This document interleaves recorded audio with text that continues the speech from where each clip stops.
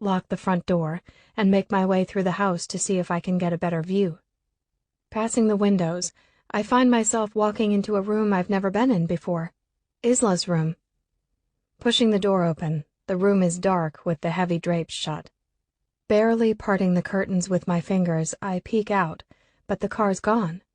The street out front is now vacant, aside from my car. I open the drapes further to get a better look, and sure enough, the car is gone. Shaking my head, I release a pathetic sigh. You're losing your mind, Elizabeth. I take in a calming breath, retiring my batty thoughts that have no basis. I turn my back to the window and close my eyes as I laugh at myself. When I open them back up, I take in Isla's room. Scanning around, I walk over to her nightstand to look at the book resting on top. I'm running my fingers along the cover of Madame Bovary when I notice a collection of photos on the mantel above the fireplace. I move slowly along, looking at each picture. Oh my God.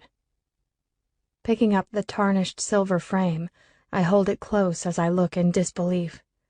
I wonder if this is the foolish paranoia that remains from the car outside, or if this is exactly what my eyes believe it to be. How did she get this? Why does she have a picture of him? He's younger than what I've ever seen him, a little boy, but the eyes are irrefutable. There's no mistaking what I know so well. It's him. But why? The doorbell rings, startling me, and I drop the frame, cracking the glass as it lands on the wooden floor. Shit. Scrambling, I pick up the small frame and tuck it in the back of my pants as I run to see who's at the front door. Before I make it, there's a loud knocking. Elizabeth, you in there? Lachlan? Looking out the window, I see it's him. What are you doing here? I question when I open the door. Declan asked that I check in on you, and when no one answered my gate call at his home, I came here. He's been gone only a few hours. What trouble could I possibly have gotten myself into in such a short period of time? I tease. But the cool metal frame in my pants is evidence I smirk at. What's so funny? You men need hobbies, I quip as I turn my back and walk towards the stairs. I've been worried. Have you now? Declan told me you had a hard time with the file, he says. Embarrassment rouses, but I shut it down quickly. I'd prefer to never discuss that issue again. Of course. My apologies. Look, I appreciate you checking in on me, but if you don't mind, I'm just packing the rest of my things to take back to Declan's. Are you sure everything's okay? He presses as if he's privy to something he believes me to be aware of. Call it intuition, but everything about today has got me on high alert for some unsettling reason. Yes, everything is just fine, I say smoothly with a light smile to appease him. The past couple of days have been taxing, as I'm sure you can understand. He nods, taking my directive to not mention the file. You can report back to your boss that the kid in question is taking good care of herself. I smile at my words, and he laughs in return, agreeing, Will do. He turns to leave, but before he shuts the door behind him, he says, By the way, I've tried calling you a couple times. I left my phone here. No one calls me on it, but now that I know I have a babysitter, I'll be sure to charge it up for you, I joke. He shakes his head at me with a smile and then leaves. I go to the door and lock it behind him before returning to my room. Tossing the rest of my things in my suitcase, I take the photo out of the frame and shove it in my bag. I don't know why she has this picture, but I want it for myself. When my luggage is loaded into the car, I head back to Brunswick Hill after returning the key to the planter. A part of me wants to call Declan to ask why he sent Lachlan to check in on me. He says he hates me, but then I see these hints of the man I knew back in Chicago. The man who was furious if I was more than a minute late. The man who controlled and dominated to ease his worry. But I won't call him because I never know what it is about me that's going to trigger him to push me away. What the hell? I murmur under my breath when I round the bend in the road and see the same car that was at Isla's now sitting outside of Declan's gate. Slowing the Mercedes, I stop and wait since the other car is blocking my way. My curiosity is piqued, wondering if Declan is still having me followed, and if so, why they are being so blatant about it.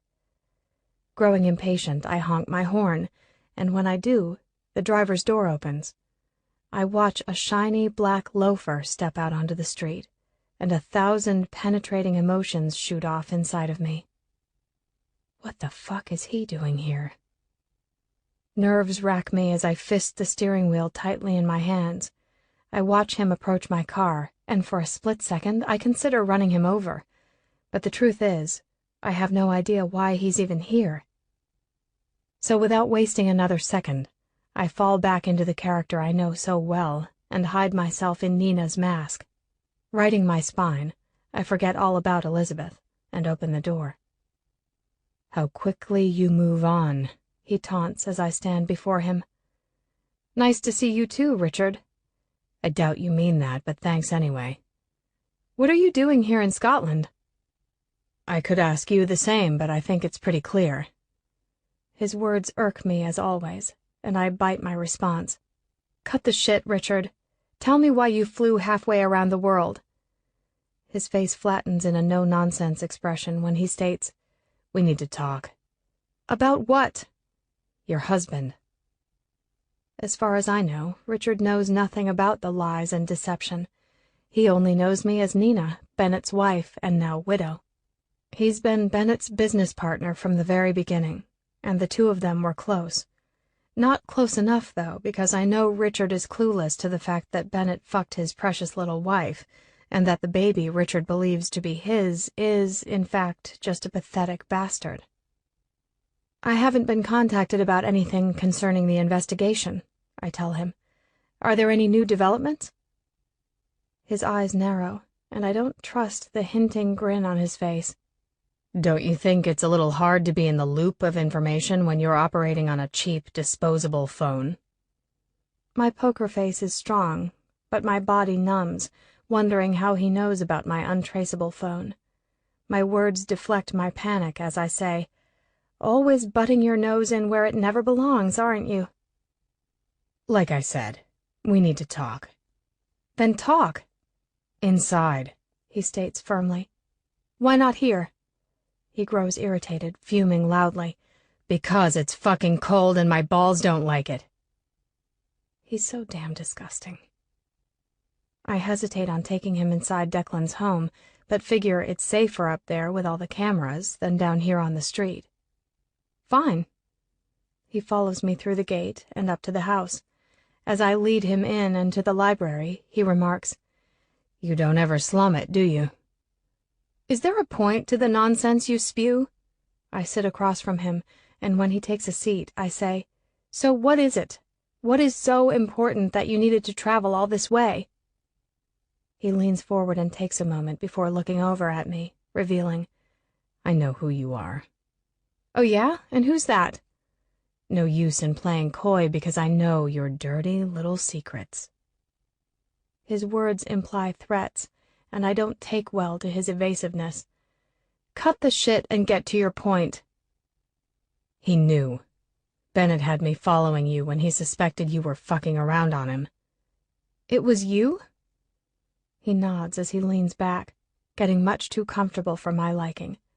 I think back to the hospital, and I knew the voice sounded familiar when he told Bennett who I really was, but I couldn't pinpoint it with all the drugs they had me on. "Needless to say, I wasn't surprised when I discovered your affair," he says condescendingly. "What did surprise me was when I found out you were nothing but runaway street trash." "What's your point, Richard?" "Why did you marry him?" "Because I loved him," I lie.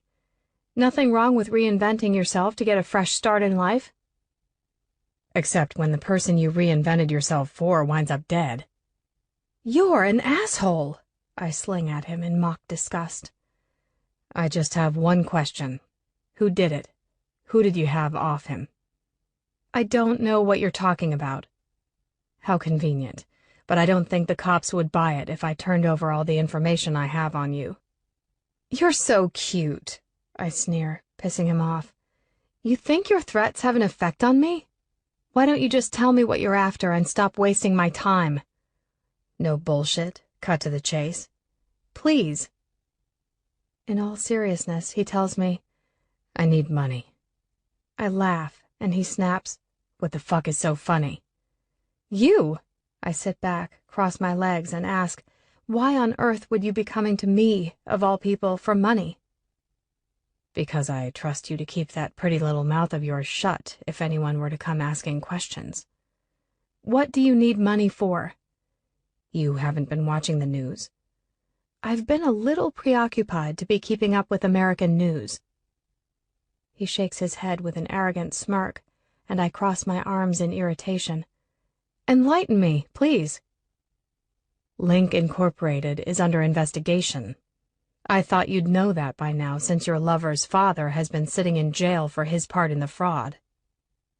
"What?" I question, confused as to what the hell Cal has to do with my husband's business and what was fraudulent about the company. "What fraud?" "The company's just a front for washing money." "Money from what?" Richard then stands and walks across the room. When he's right in front of me, I freeze as he reaches his hand inside his suit jacket. "Guns," he states as he pulls out his own and aims it at me. Adrenaline flushes through my system as I stare into the barrel of the pistol that's marked me as its target. I try to appear calm, but my staggering breaths are my tell.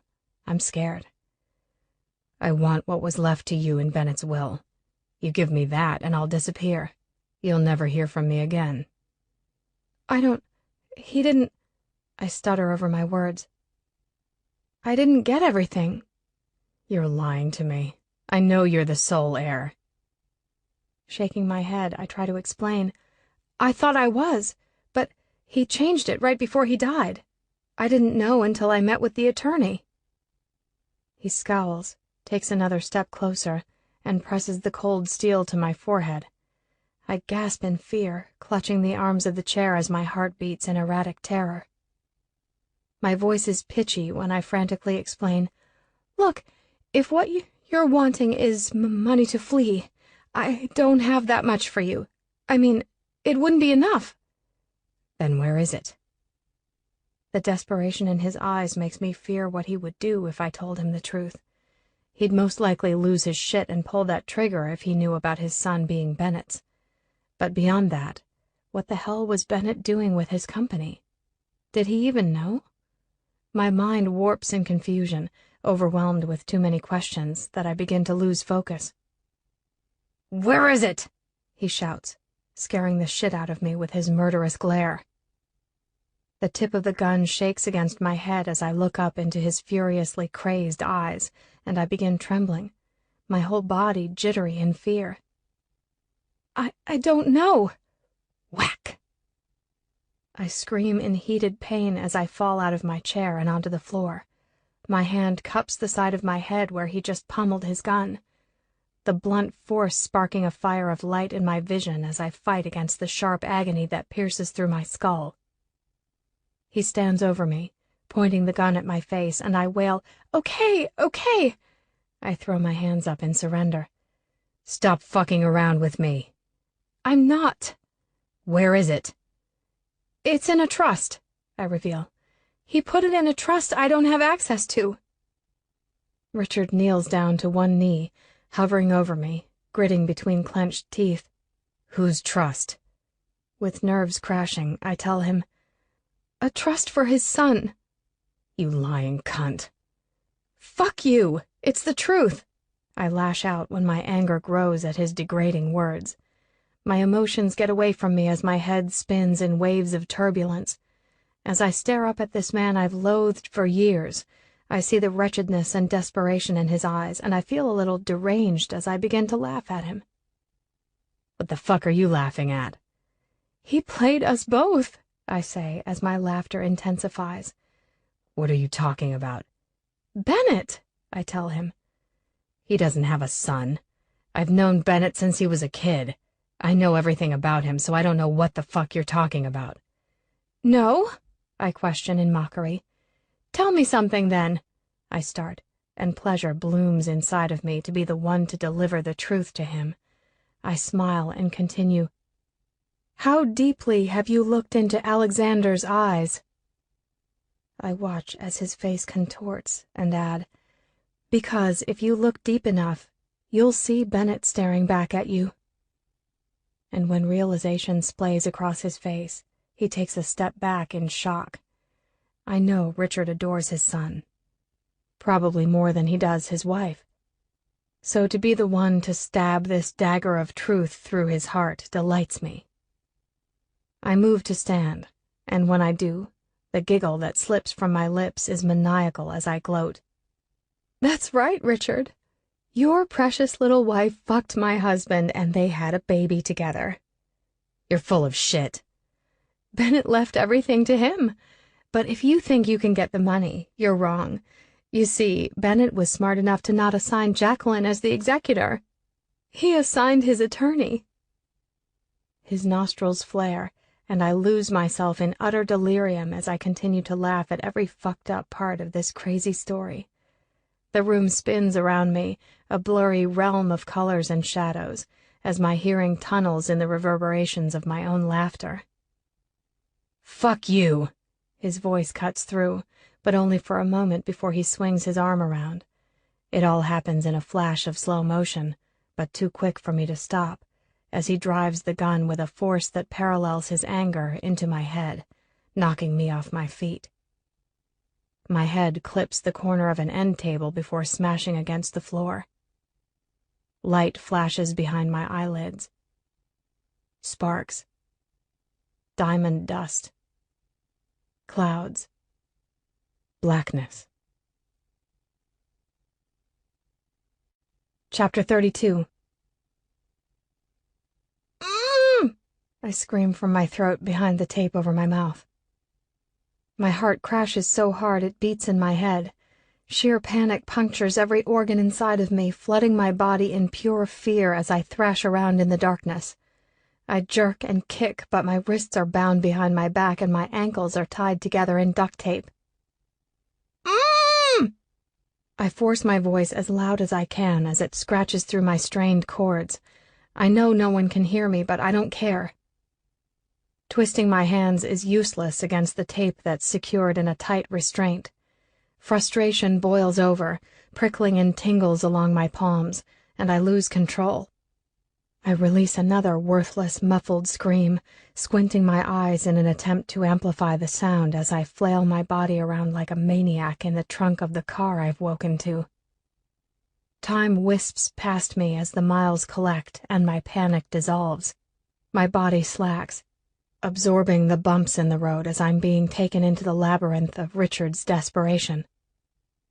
I knew better than to push him over the edge like I did, but I lost it. I was outside of my head and taking joy from my lashings, but now those lashings have me tied up in the trunk of his car, and I have no way to escape. I fill the drive trying to figure out what the hell Bennett's company was being used as a front for. Richard said guns, but in what capacity? All I can think about is my father's business. He trafficked guns. Is it possible that's what Link is a cover for? Another trafficking scheme? Surely not. But if so, is it in any way linked to my dad? My thoughts aren't logical. I mean, maybe it's coincidental. Fuck, what's going on? Did Bennett know? I find it so hard to believe that he did. He was such a straight-edge guy, built out of strong values and always following the rules. It was sickening to watch, but that was the core of Bennett. And how the hell was Cal involved? Maybe Bennett did know. After all, Bennett and Cal worked in a few business deals together through the years. Does Declan know about his dad? God, he seemed like such an honest guy as well, but maybe he knew. Irritation swarms the more I think and question, but what's the use? I'm not going to dissect this on my own. My body alerts as I feel the car slow and then come to a stop. My pulse quickens when I hear the door slam shut. Are we in a public place? Are people around? Do I risk making noise? Taking in slow, quiet breaths, I focus on what's going on outside, but I hear nothing. Every muscle in my body is tensed up as I wait, but nothing happens. Time continues to pass, and eventually I feel myself drifting to sleep. I struggle to stay awake as my eyes fall shut. I don't know how long I've been out when I feel the car halt to a sudden stop. I wonder how far we've traveled. I hear the door shut, and it's only seconds until the trunk pops open. Light burns my eyes, and I flinch away as Richard's hands grab onto me, yanking me out of the car. I don't even think to take in my surroundings, simply fighting against his hold, jerking my body around. With his hands on my arms, he slams me against a solid rock wall. He knocks the wind out of me, and I gasp desperately through my nose while my throat strangles against my depleted lungs. Hunched over, I panic and choke when he grabs my hair and pulls my head up. Hairs rip from my scalp as a steel blade meets my cheek. My eyes widen in horror as my breath finally catches. Whimpering, I close my eyes as he presses the blade into my soft flesh. My cry is muffled by the tape that still covers my mouth when I feel the pop of my skin as he slices me open. He then presses the flat of the blade to the tape that covers my lips, saying, "If you think I have limits, you're wrong." Bending down, he uses the knife to cut the duct tape around my ankles, but leaves my wrists bound. The blood from my cheek drips from my jaw, landing on my top. "Walk," he commands, grabbing my arm and leading me down an alleyway. I look around, quickly attempting to figure out where we are, but it's too dark, and the alley is too narrow. He leads me down a flight of steps to an underground area, and I remember Lachlan telling me about the vaults under the city. He told me some of them now serve as clubs or restaurants, some for ghost tours, but others simply remain empty. And there's no doubt that's where he's taking me as he moves me through a stone tunnel, damp with water, and into a fairly large room. Taking in my surroundings, I can tell this used to be used for a business of sorts. There's electricity, built-in counters along one of the walls, a desk, and a couple of chairs. I watch as Richard walks over to the desk and lays his gun down. When he returns to me, he rips off the tape covering my mouth, and my eyes prick with tears against the sting. "Sit down," he tells me, and I obey. "What do you think you're doing?" I ask. "You're all I've got. I need you to help me disappear." "From what?" "If the cops find me, I'll spend the rest of my years in prison." And he's right. Richard is in his late 50s. I don't know the crimes he's committed, but the fact that he's just kidnapped me tells me he's in deep shit. "But I told you I don't have what you're looking for," I tell him. "You may not, but someone who loves you does." "Who?" "Declan McKinnon." I shake my head, saying, "You're wrong. He doesn't love me. He hates me." "Yet you're living with him? I think you're lying to me." "I'm not. You have to believe me. He doesn't love me. He keeps me there to punish me." "Punish you for what?" he questions, but I bite my tongue, not sure how much to say. I won't incriminate Declan, but do I incriminate myself? If I do, I run the risk of going to jail myself. So I give him what he already knows from following me back in Chicago and say, "For the fact that I wouldn't leave Bennett for him." I tell the lie, but I hate it because Declan is worth so much more than anyone else on this planet. Richard chuckles in irritation. "I don't know exactly what you were doing with Bennett, but I'm smart enough to know, Elizabeth Archer, that you didn't love him. So what was it about for you? What were you after, money?" I don't respond to him as he stares down at me. After a moment, he grabs a chair, pulling it in front of me, and takes a seat. He leans in towards me, and my head throbs in beats of aching heat from where he pistol-whipped me. His eyes bore into me as a sly smirk creeps across his lips. His voice is low when he asks, "Or does it all have something to do with your father?" My body pricks in chills at the mention of my dad. I tense around my hollowed chest and wonder why he would even mention my father. What does he know? I don't say a word out of utter terror that I've gotten myself mixed up with the wrong people when I started this fucked up game. I've always been in control when it came to my charade in Bennett's life, but now all that control is gone and in the hands of this bastard, and that has me scared beyond belief. I pretend to be strong, but the reality of this situation has all confidence lost. I've been kidnapped and I don't have the first clue how to get myself out of this. I don't know what you want from me, I finally say, my voice coming out weakly. What I told you about Declan was the truth. He hates me. He won't care if you hurt me. Then you need to find a way to make him care, he sneers before backhanding me so hard I fall out of the chair and onto the floor. My vision fades for a moment when my head hits the concrete, and my urge to attack fumes inside, but I'm bound and useless. There isn't anything I wouldn't do for my family, he tells me and then steps away.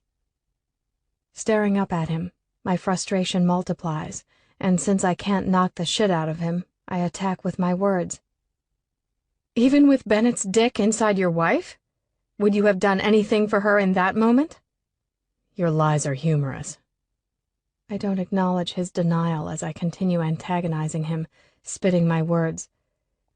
Did you enjoy fucking her when my husband's cum was still inside her filthy pussy? He stomps back over to me, and I laugh just to piss him off even more. He grabs my hair and immediately shuts me up when he balls his fist and punches the side of my face. Everything turns bright white, and my mouth fills with blood from where my teeth puncture the inside of my cheek. Writhing in agony, I groan in exploding pain from my head.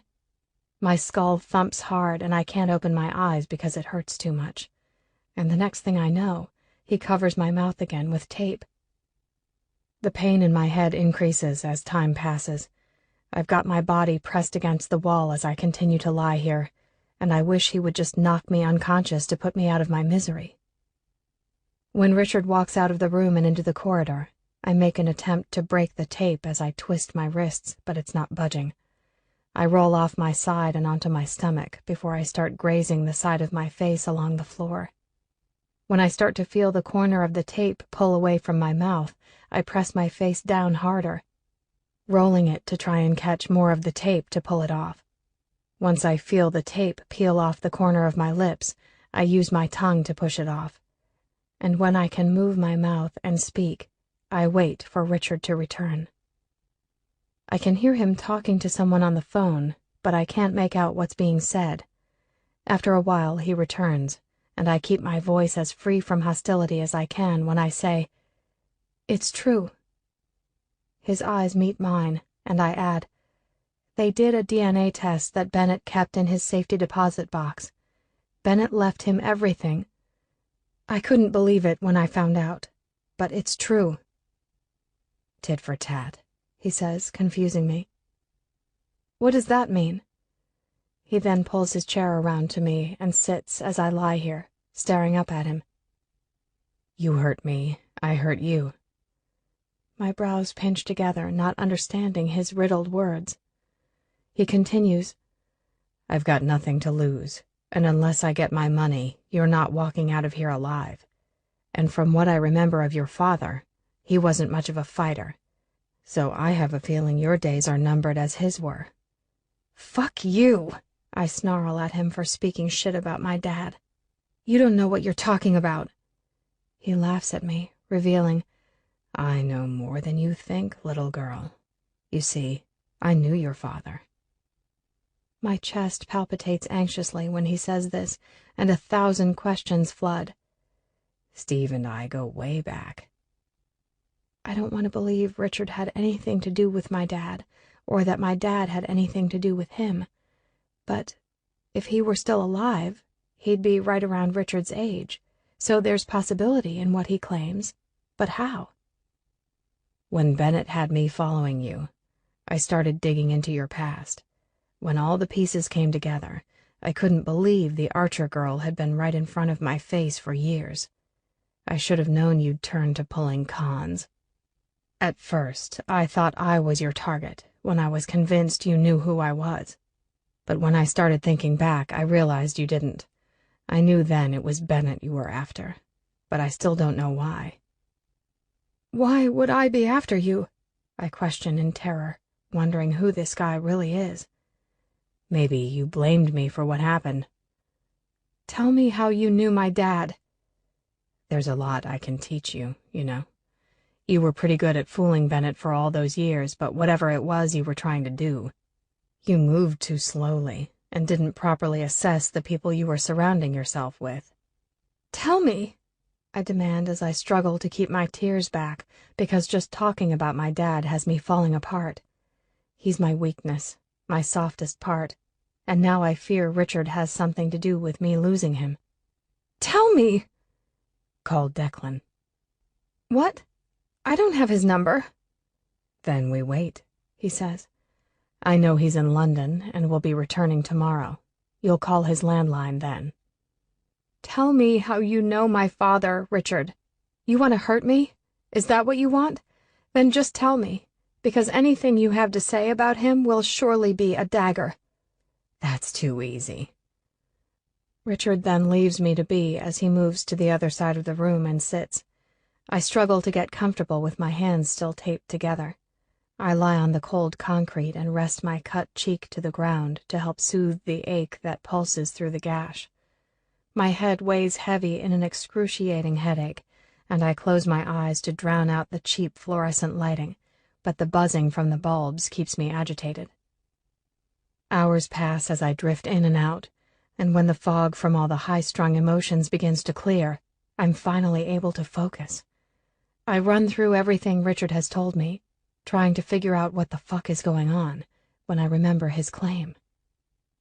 Guns. Chapter 33. Declan. My meetings have been long, sitting around and listening to several architectural firms make their presentations and going over the bids for the job. This will be another boutique hotel that will cater to wealth, and above all, privacy. Lotus was my first solo venture, and it has proven to be a success in the few months it's been open. We maintain an exclusive clientele, which the city of Chicago was in desperate need of.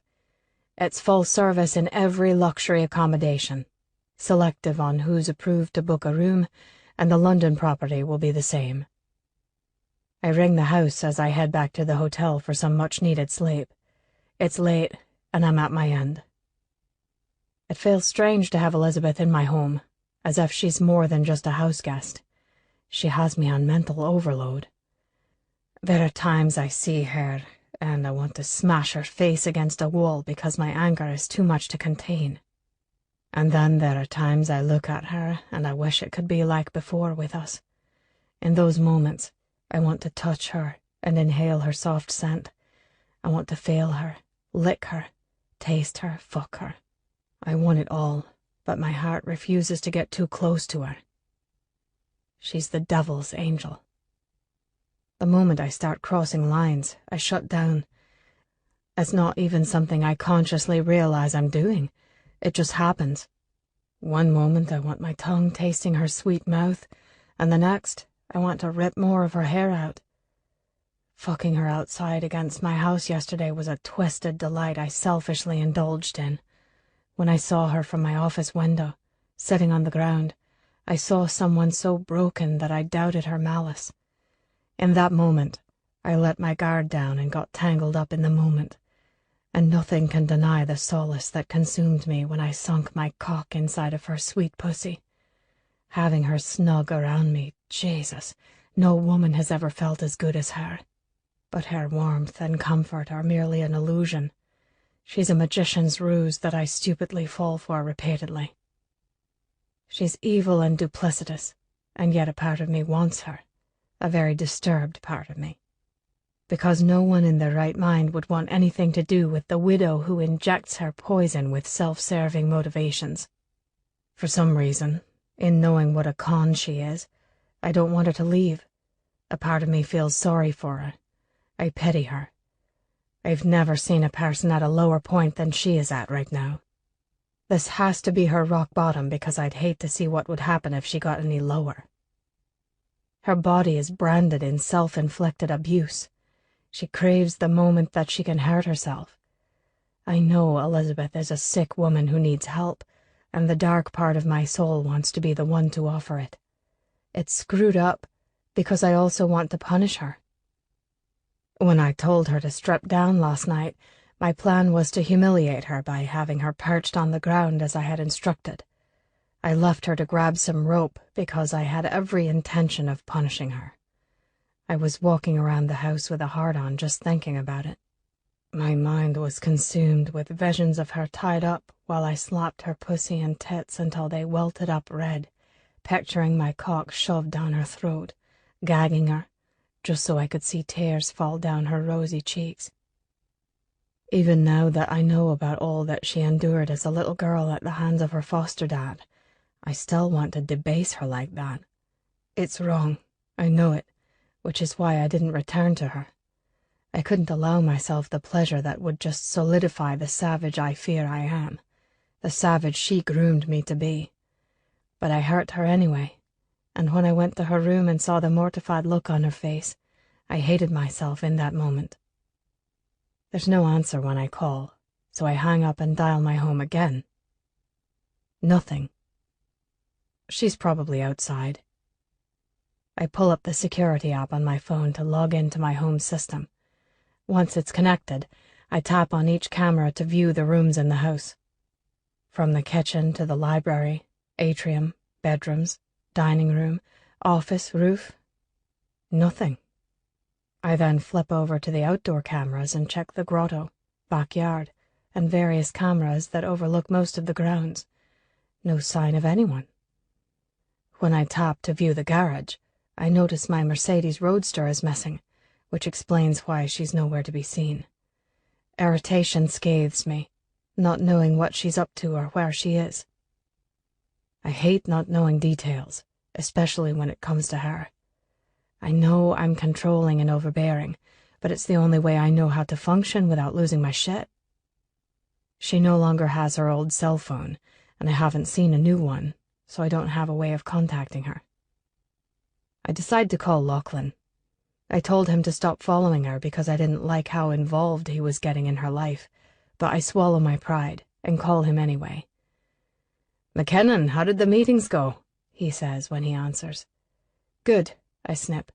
"Look, I'm trying to get a hold of Elizabeth, but she isn't at home and I don't have a cell number for her." As soon as I have her number, I hang up and dial it. Elizabeth. A subtle vibration is all it takes to rouse me from my restless exhaustion. My mouth tastes metallic from the blood I consumed when Richard punched my face. I shift off my side and onto my back. The arm I've been lying on tingles and aches painfully. Looking across the room, I see Richard slumped back in a chair with his eyes closed and a hand on his gun. My body alerts when the vibrations return. My thoughts are hard to grab onto with the multiple strikes to my head and the emotional roller coaster I've been on since Richard appeared in front of Declan's home. I focus on the faint buzzing sound, and my stomach clenches when I remember my cell phone. My body went numb a while ago, so it's hard to pinpoint, but I know I shoved the phone in the pocket of my pants. I look back to Richard. His eyes are still closed. My heart begins to race as I shimmy to try and move my arms as quietly as I can. With my eyes locked on Richard, I make attempt after attempt, but it's no use. I can't get my hands to my pocket. I know it's Lachlan calling me because he's the only one I ever gave that number to. "Richard," I call out to wake him up when I get an idea. "Richard." "What the hell do you want?" he says on a groggy voice when he opens his eyes. "I have to go to the bathroom." "Hold it," he snaps and closes his eyes again. "I can't, but I have no issues peeing myself if you don't have any issues smelling it," I lash back. He breathes out in frustration and walks over to me, grabbing my arm and picking me up off the floor. Walking me down one of the corridors, we stop in front of a door. "Hurry," he demands, and I look at him, reminding, "My wrists." With a long, distrusting glare, he then says, "Turn around," and I do. He takes his knife out, and when he slices through the tape, finally releasing my hands, the phone begins to vibrate, and fear crashes inside of me, locking my body up. When I turn to look at Richard, I can tell he hears the phone by the look on his face. He knowingly cocks his head to the side, and in a moment of fright, I lurch forward and bolt. I'm not even allowed 1 second of attempted freedom as he immediately catches his arm around my waist, pulling me back.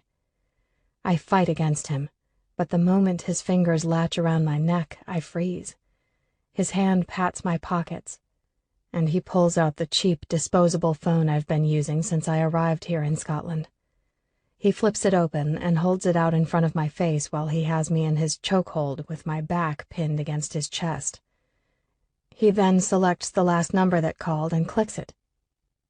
Putting it on speakerphone, he threatens, "Say 1 word, and I'll make you regret feeling like you ever had a chance of one-upping me." And then the ringing stops when the call is connected. I hold my breath, and Richard remains quiet as we both wait for the contact to reveal themselves. A few seconds pass, and then my heart pumps hope when I hear the worried voice of the man I never gave this number to. "Elizabeth?" His accent wraps around my name, and it feels as if it's wrapping around my body in a soothing hug. I want to speak, to defy Richard and yell out all the details of my surroundings so that Declan can find me, but instead I hold tightly to my breath. "Elizabeth, are you there?" "She's here," Richard answers. "Who's this?" "A man that has no conscience or limits," he responds before letting me go and handing me the phone. In an instant, after taking a couple steps away from Richard, he has his knife to my face as I slowly bring the phone to my ear. Richard then takes my trembling hand as I listen to the gravel in Declan's voice, assuming Richard still has the phone, threatening, "My word is my mark, and if you lay a hand on her, I'll—" "Ah!" I cry out in white, blistering pain, dropping the phone to the ground and stumbling back on my feet. Gripping my wrist, I wail and stare in horror at the palm of my hand that Richard just dug his knife into, slicing it wide open. Blood is everywhere, oozing out as I hunch over and cry. Looking up, Richard now has the phone, but my body is in shock so that I can't hear anything he's saying to Declan.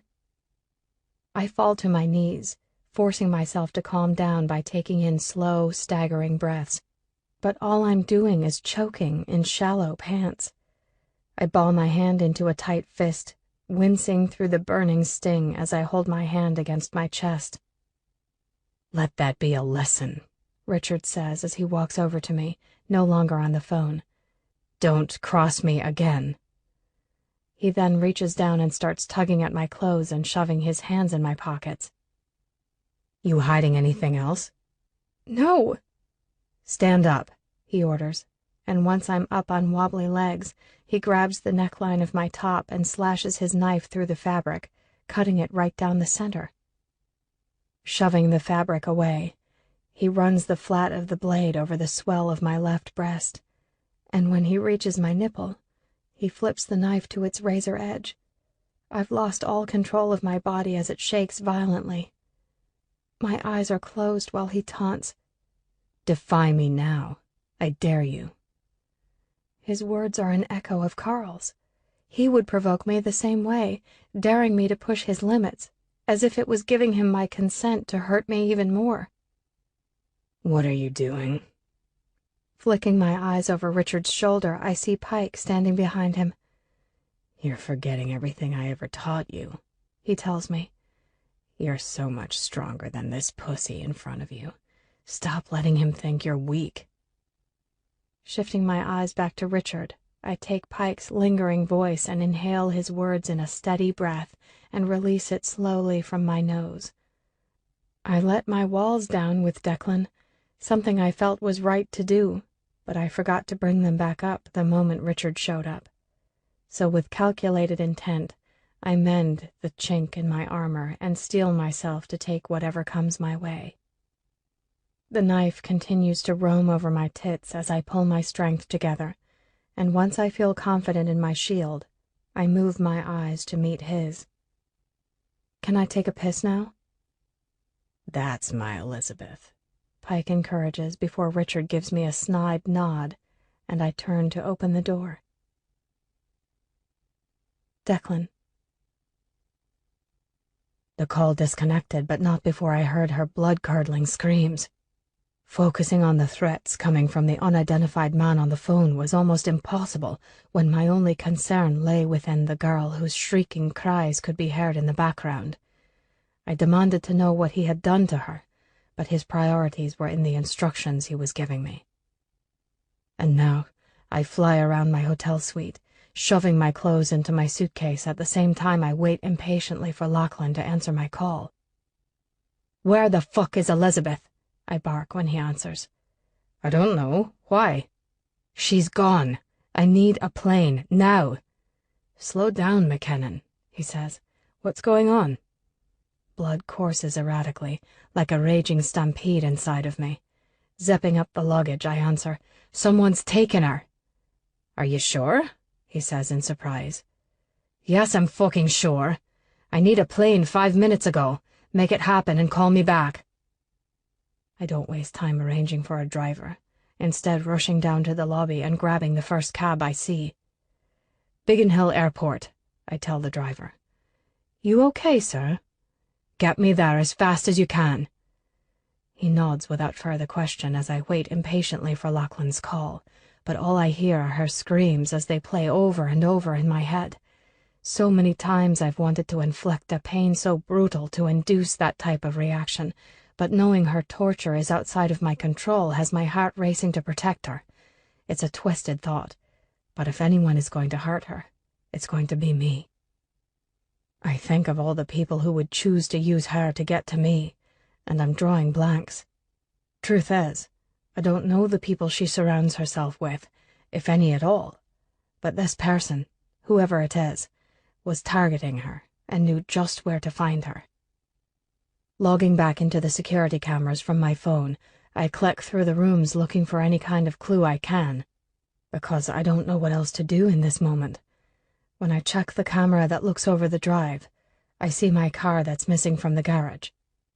She must have been taken from the house if the car is there, but how? Why would she let anyone in the gate? The phone rings, and I quickly answer. "Did you get it?" "Yes. The plane will be ready to go in half an hour." "Good. What can I do?" "Have you seen her or spoken to her since I left yesterday?" I ask. "No, I've been home." "They want money," I tell him. "Who?" "I don't know. After you gave me her cell number, I called, but she didn't answer. I dialed the number a few times, and then a man answered. I could hear Elizabeth in the background." "What did he say?" "That we each hold something of value to the other. That he will let her go when I wire money into an offshore account." "How much?" "Enough to destroy either my foundation or my business." "What are you gonna do?" And when he asks, my answer comes easily and without second thought. I'll do anything to make sure she's safe. Once the words are spoken, I catch myself in a revelation I wasn't expecting to come to so effortlessly. I hang up with Lachlan and attempt to convince myself that I shouldn't be wanting this, that I should just turn a blind eye to her and let this situation work itself out. She'll be destroyed, and in return, I won't ever have to deal with Elizabeth again. Because if this man owns up to the promise he made on the phone, he'll kill her if he doesn't get his money, and then the book will be closed, and I can move on. But I can't do that. I can't turn away. Taking the laptop from my briefcase, I log into the security cameras again. This time, to backtrack the footage that was recorded. I load the camera that monitors the gate to get a timestamp on when any cars arrived. It takes a while, but soon, 2 cars approach, my roadster being one of them. I watch closely and switch cameras when they pull up to the front of the house. An older man, around the same age as my father, emerges from the one car. They speak and then head inside. I switch cameras again when they walk through the house and down to the library. She grows irritated, and I wish for the life of me there was audio on these cameras. They sit and talk before the man turns angry, lurching off the couch, moving towards Elizabeth. And what happens next drains all warmth from my bones. I lean in toward the screen while I watch this unknown bastard take a gun out of his suit jacket and aim it right at her face. Her hands are white-knuckled to the chair as he then presses the barrel against her forehead. Every cell in my body fills with a storm of tumult as I watch my world spin more and more out of control. I watch helplessly when he pistol whips the side of her head, sending her flying to the floor. They exchange more words. She stands. He slams the gun into the side of her head again, this time knocking her unconscious. He then goes out to his car and returns to duct tape her lifeless body, binding her ankles and wrists. Anger explodes, erupting in an outburst of seething fire when he hunches over her and spits in her face. Once he's dragged her out of the house and tossed her into the trunk of his car, I slam the computer shut. My breaths come heavy, loaded with guilt, fury, and an undeniable urge for vengeance. I want to kill that motherfucker. "Drive faster, goddammit!" I bark at the driver. Raking my hands through my hair, I can feel my body shuddering in emotions I need to get in check before I lose all the temperance necessary to keep my shit together. As we continue to drive, and the mania begins to dissipate a little, I'm reminded of all the ways this woman has sent my life into an upheaval of disarray. Her cunning hypocrisy, her ugly spitefulness hidden underneath her shiny exterior, and the blood that will ever last on my hands because of her malicious and selfish vendetta. I remind myself of all the reasons why I should let this man kill her. Remind myself of all the reasons why I hate her. But no matter how many reasons there are, I can't rid myself of the unyielding need to find her. It tugs on the threads that stitch my heart together, the heart that she ripped from my chest and tore apart. And as much as I want to deny it, as much as the thought repulses me, the fact is, the one that destroys is the one that heals. I need her. Chapter 34. My stomach growls as I sit here on the ground with my hands bound with a plastic zip tie around a pipe that runs down the length of the wall.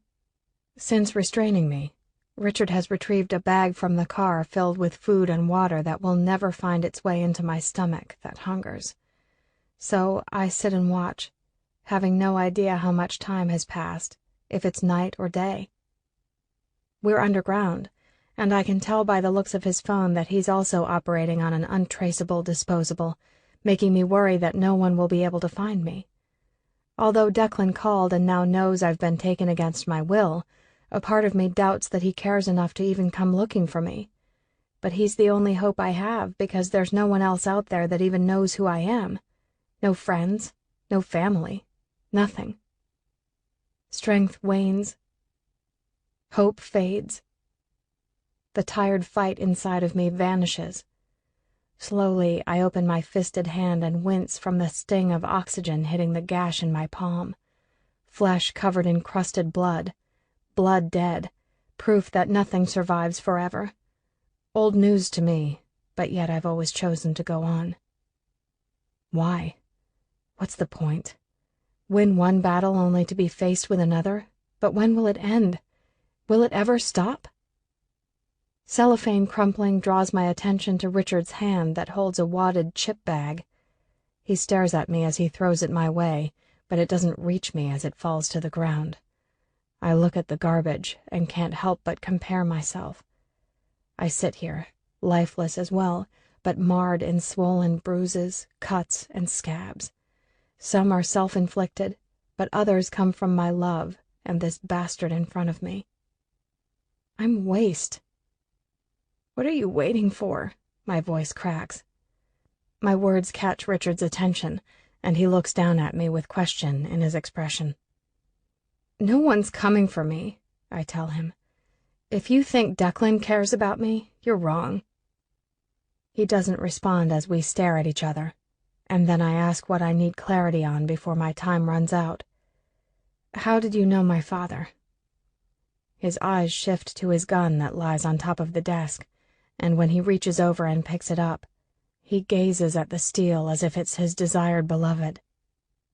You worked together, didn't you? I ask on a trembled voice that threatens to break.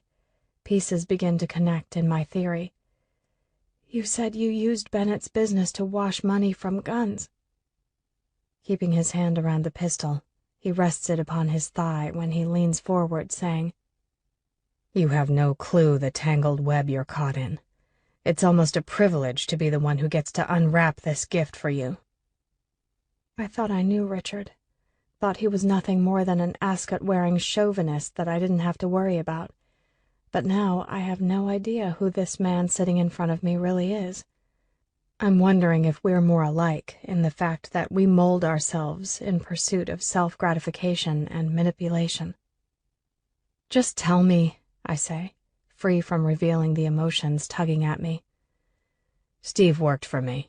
He worked as the middleman, the eyes and ears on both sides. Both sides? Me and the mules. I can't even attempt to connect the dots that led him to Bennett because all that floods my mind is my dad. Never have I pictured my father other than what he always was to me, and still is, my prince with a handful of pink daisies. I can't imagine him working for a man like Richard, a man that dug his knife into my face and hand just to prove a point. He was always loyal, though, he adds, until he took a plea bargain in exchange for names. I guess he thought the feds would protect him, but Menard is filled with prisoners that are linked to me in one way or another. Although he never gave me up, which I hold great respect for, he did give up names of men who walked the low ladder of the business, and for that he paid the price. You bastard, I breathe in sulphurous hate. Me? You knew he gave up names? Yes. And out of loyalty to you, he never gave you up? Steve did what the feds asked of him in exchange for an early release. For you, he says, nodding his head to me for emphasis. But at the same time, he never turned his back on me. His words are gloats of pride for his assumed stature, and I grow in rage at the price it cost my father. The gravel in my voice thickens along with my animosity when I say, But you held power. You knew the danger he was in, and you did nothing to protect him from what you knew would be inevitable. It was out of my hands. Blood boils, fists clench, and I begin to tug my wrists against the zip ties as I seethe. But you're the boss! You hold all the power, and you did nothing! And then it starts clicking. The pieces now begin snapping together. Twisting my hands even more, the edges of plastic dig into the tender flesh of my wrists, cutting the tissue and releasing the blood my wounded heart pumps. You wanted him dead, I state in my revelation. You were scared, weren't you? You knew he gave up names, and you feared it was only a matter of time before he sold you out too, right? His head tilts, and his condescending gesture acknowledging my theory as truth sets me off. You fucker! My screaming voice scratching my throat. It was you! You put the hit out on him, didn't you, you motherfucker? His only response is a slow upturn to his lips as he sits there. I've always put all the blame on Bennett, and even though I hate Bennett for being the catalyst for all this shit, it was Richard who had the say in my father's life, and he took it to save himself. You're a fucking coward! I spit out as I feel the bursts and pops of veins and ventricles, heartbreak over and over and over. My daddy risked his life in giving up names just to get to me. Blood rolls down my arms like teardrops as my skin rips open as I fight against the zip ties. When my frustration snaps, I release a defeated scream and slump over. My bones tremble, and when I hear Richard chuckling, I turn to him in disgust. Does this get you off? He stands and walks to me. Seeing the queen of Chicago society fall apart before my eyes? Yes, he responds, and then kneels down in front of me, touching his finger to my face and running it along the cut on my cheek and then down my neck. His touch is vile, rousing my stomach in putrid disgust, and I just can't take it. "Tell me something," he starts.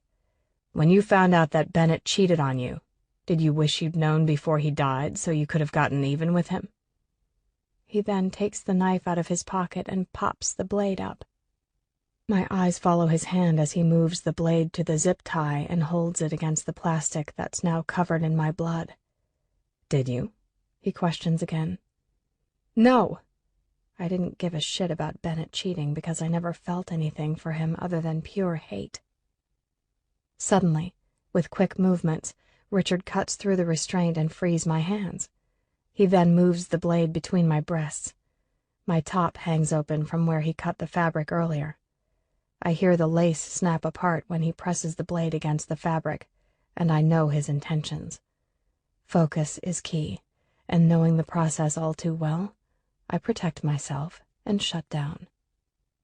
He now knows the truth about his wife and son. I could overhear him when he was down the corridor and on the phone right after he bound me to the pipe. I knew he was talking to Jacqueline. He questioned her, and I could tell from the words he spoke that she admitted the truth to him. He didn't raise his voice or become irate. It was the opposite. He remained collected, but looking into his eyes right now as he cuts through my bra, I see the fire of betrayal burning, and I brace myself for what I know is coming my way. Retaliation. Richard doesn't know how strong I am when it comes to sex. After all, I made it through 4 years of fucking the enemy, and I did it so well that he was none the wiser of my deep-seated hatred for him. My body is used up and polluted. It always was and always will be. Even Declan desecrated it when he raped me, so when Richard pushes the fabric aside to expose my tits, I feel nothing. The cold, dank air hardens my nipples, and when this happens, he smiles and gloats. Eager, huh? Fucking idiot. When he stands up, I notice his erection pressing against his slacks. He walks over to the desk, exchanging his knife for the gun, and returns to me. My breath catches when he shoves the muzzle underneath my chin. "Don't get brave on me," he threatens. "One wrong move, I'll put a bullet in you." Although I now know his true profession, I still want to doubt that he would be a man capable of killing, but his next words disintegrate all doubt. "But something tells me you won't beg for your life like your little boyfriend's mother did, which is disappointing. I love hearing a woman beg." My eyes widen in shocked disbelief. "You?"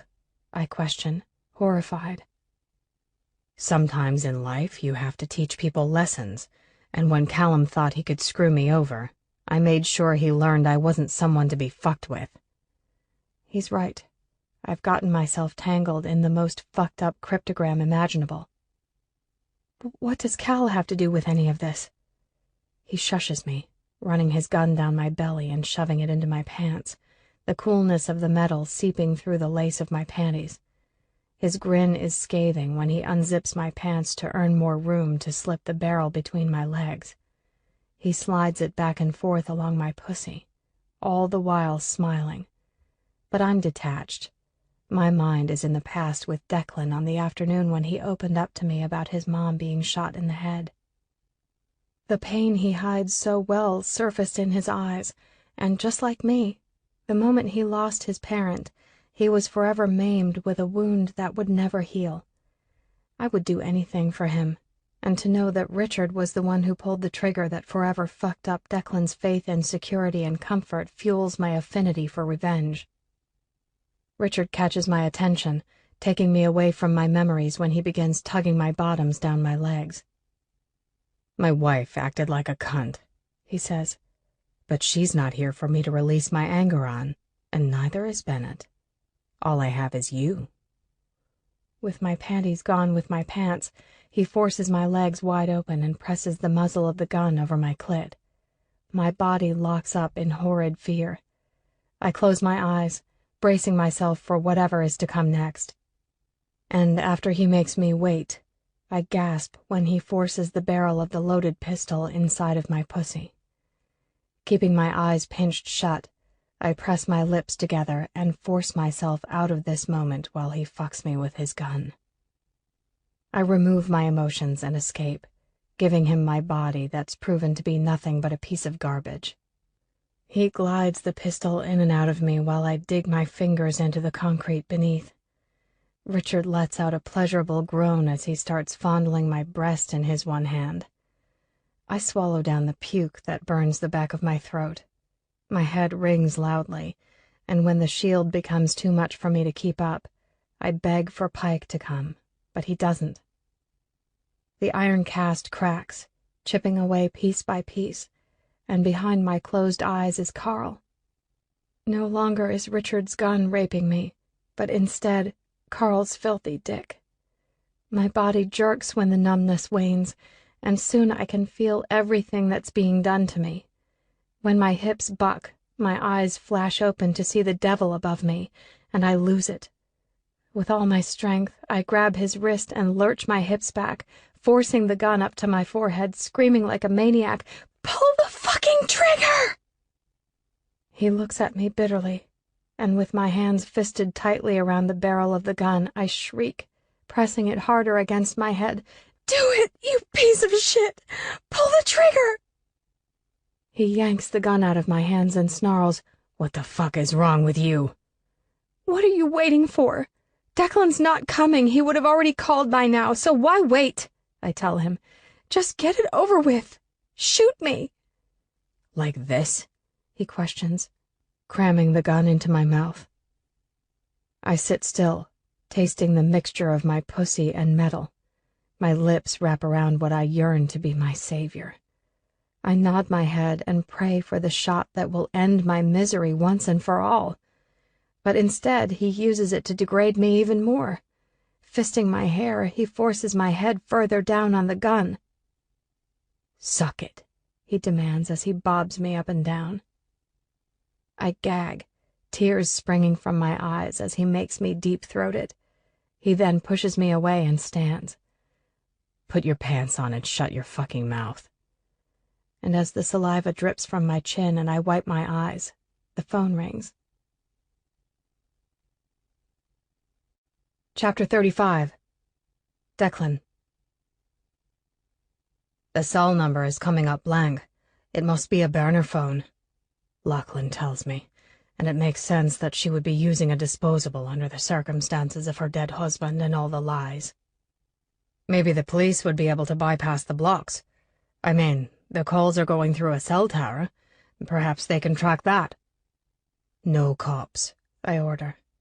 The call was choppy, cutting in and out, so they have to be somewhere secluded. "I'm almost home, though. How far are you?" "Half an hour."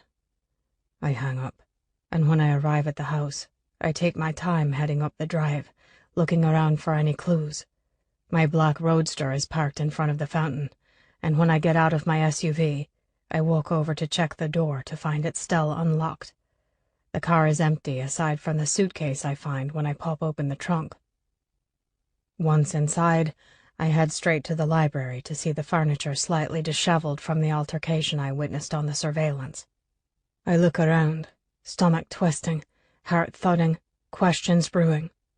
Setting the suitcase onto the couch, I start digging through it, and I realize that she went back to the Water Lily to retrieve the rest of her belongings. As I'm rummaging through her clothes, my hand hits something hard. Grabbing the object, I pull it out, and the moment I catch sight of it, a chill takes over me. My fingers shake as I hold the picture frame and stare down into my own eyes looking up at me. Where did she get this?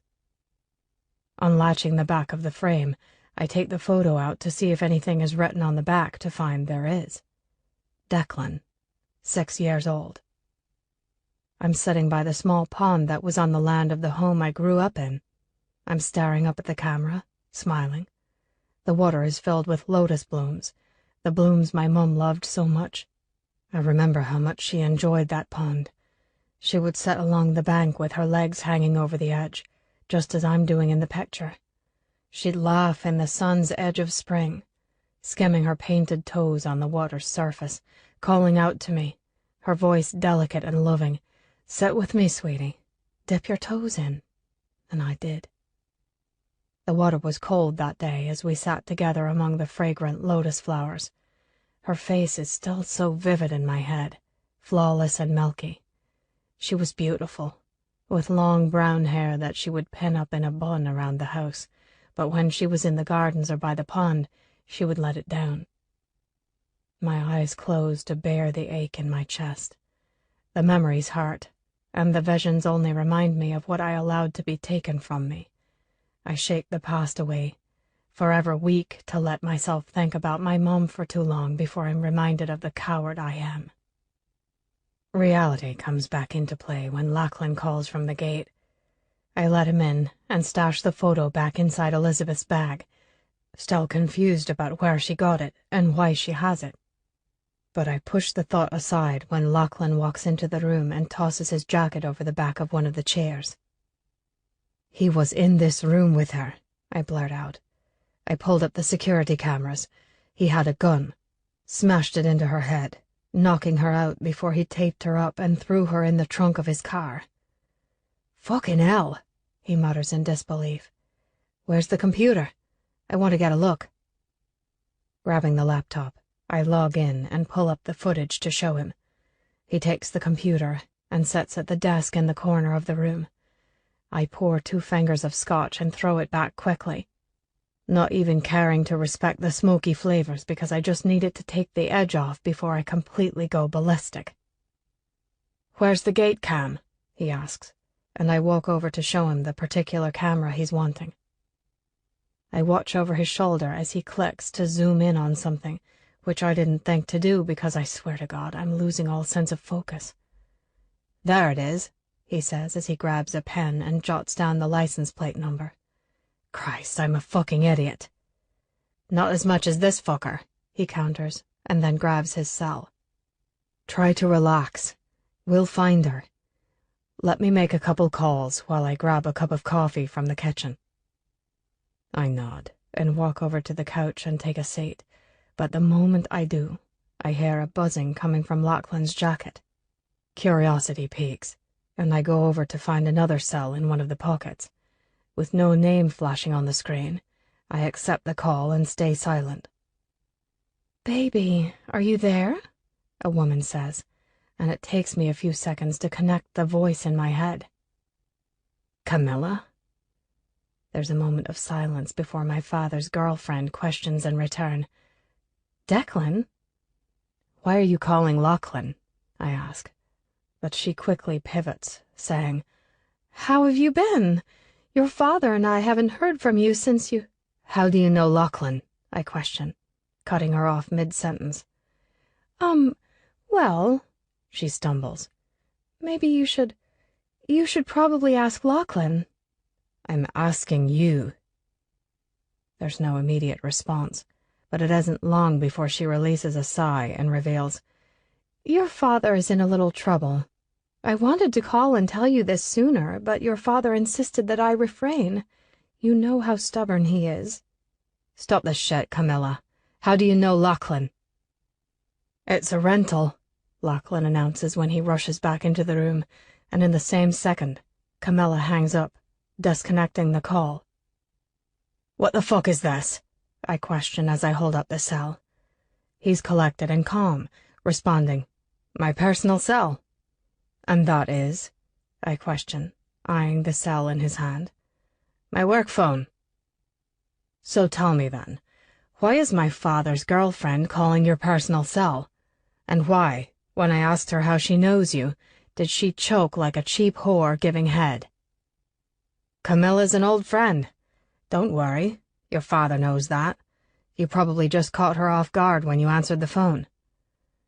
His composure makes me second-guess whatever suspicions I have, but she called him baby, and I can't ignore that, but I also can't waste time right now.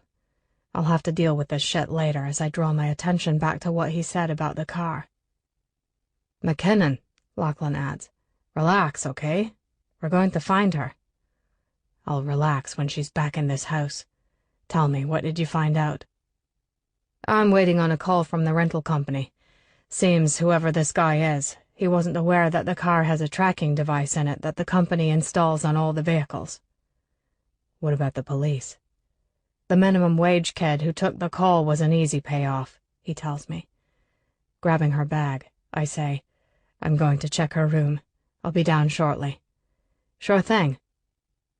Heading upstairs, I walk into the guest room I put Elizabeth in since bringing her home with me earlier this week. I set the bag down and sit on the edge of the bed. When I go over to the nightstand, I see a pair of pearl earrings along with a necklace that catches my attention. I pick up the thin silver chain and stare at the small charm that hangs from it. A lotus. How could a woman who is so dead inside be so sentimental? This girl is incredibly damaged. To wrap my mind around her psychotic thoughts and deranged actions would be a wasted effort, because there's no way to make sense of it all. The trauma that a person has to endure to get to the state of mental instability that she's in is gut-wrenching to think about. Everything she's told me about her childhood, everything she went through, is morbidly sickening. If I had to walk around holding on to what she does, I'm not sure I could live with myself. Her past has molded her into a monster. But to look into her eyes as deeply as I find myself doing, there's something innocent inside of her. She's very much like a child in many ways. I see it in small glimpses. It's almost as if she hit pause and stopped living when she lost her dad. Like she's somehow stuck because the life she was thrown into was too heinous, that she never let go of the childlike beliefs that the world is a good place filled with good people. You would never know it unless you found yourself in the core of her. She knows how ugly life is, but there's a little girl inside of her that hasn't given up just yet. I'm helpless sitting here, not knowing where she is or what that fucker is going to do to her or has done to her. Never have I wanted to save someone as much as I did when I believed her to be Nina. I would have done anything for her, and I did. My love for her was so strong that I never thought twice about turning myself into a monster too, for her. As much as I hate her, as much as I want to hurt her, as much as I wish I'd never met her, I can't walk away from someone I love so deeply that she's in my marrow. The girl is crazy and out of her mind, and for wanting her, I am too. Nothing can deny the force that pulls me to her. Even in my most wretched thoughts, I'm still drawn to her. "McKinnon!" Lachlan shouts. "Get your ass down here, let's go." Flying down the stairs, I ask, "What is it?" "She's in Edinburgh. The location of the car isn't a pinpoint, but it's close enough." "1 second," I tell him, before rushing up to my bedroom to grab my gun. Energy powers through me like lightning as I move quickly through the house, and when I make it outside and jump into Lachlan's SUV, my heart races out of control. "Talk to me. Where is she?" He hands me the phone with the map open, and suddenly, my surge of optimism that we might know where she is morphs into dread. "There's no way. It's too populated," I say. "It's all we have to work off of. That's where the car is." "That may be where the car is, but there's no way that's where he's got her," I tell him as I look at a map of downtown Edinburgh. "Who are you calling?" he asks when I pull out my phone. "Her. He's got her phone." After one ring, the call connects, but there's nothing but silence. "Tell me where you are." My demand is met with a sinister laugh from this dick fuck, before he responds, "Now why would I tell you that?" "I have the money you asked for," I lie. "Very good, but I don't want to touch it. I'll give you the account information you're to wire the money into. Once I get verification the money has been transferred, I'll text you the location of wherever I decide to drop the bitch off." "I want to talk to her first." "I don't know if she's in the mood to talk right now."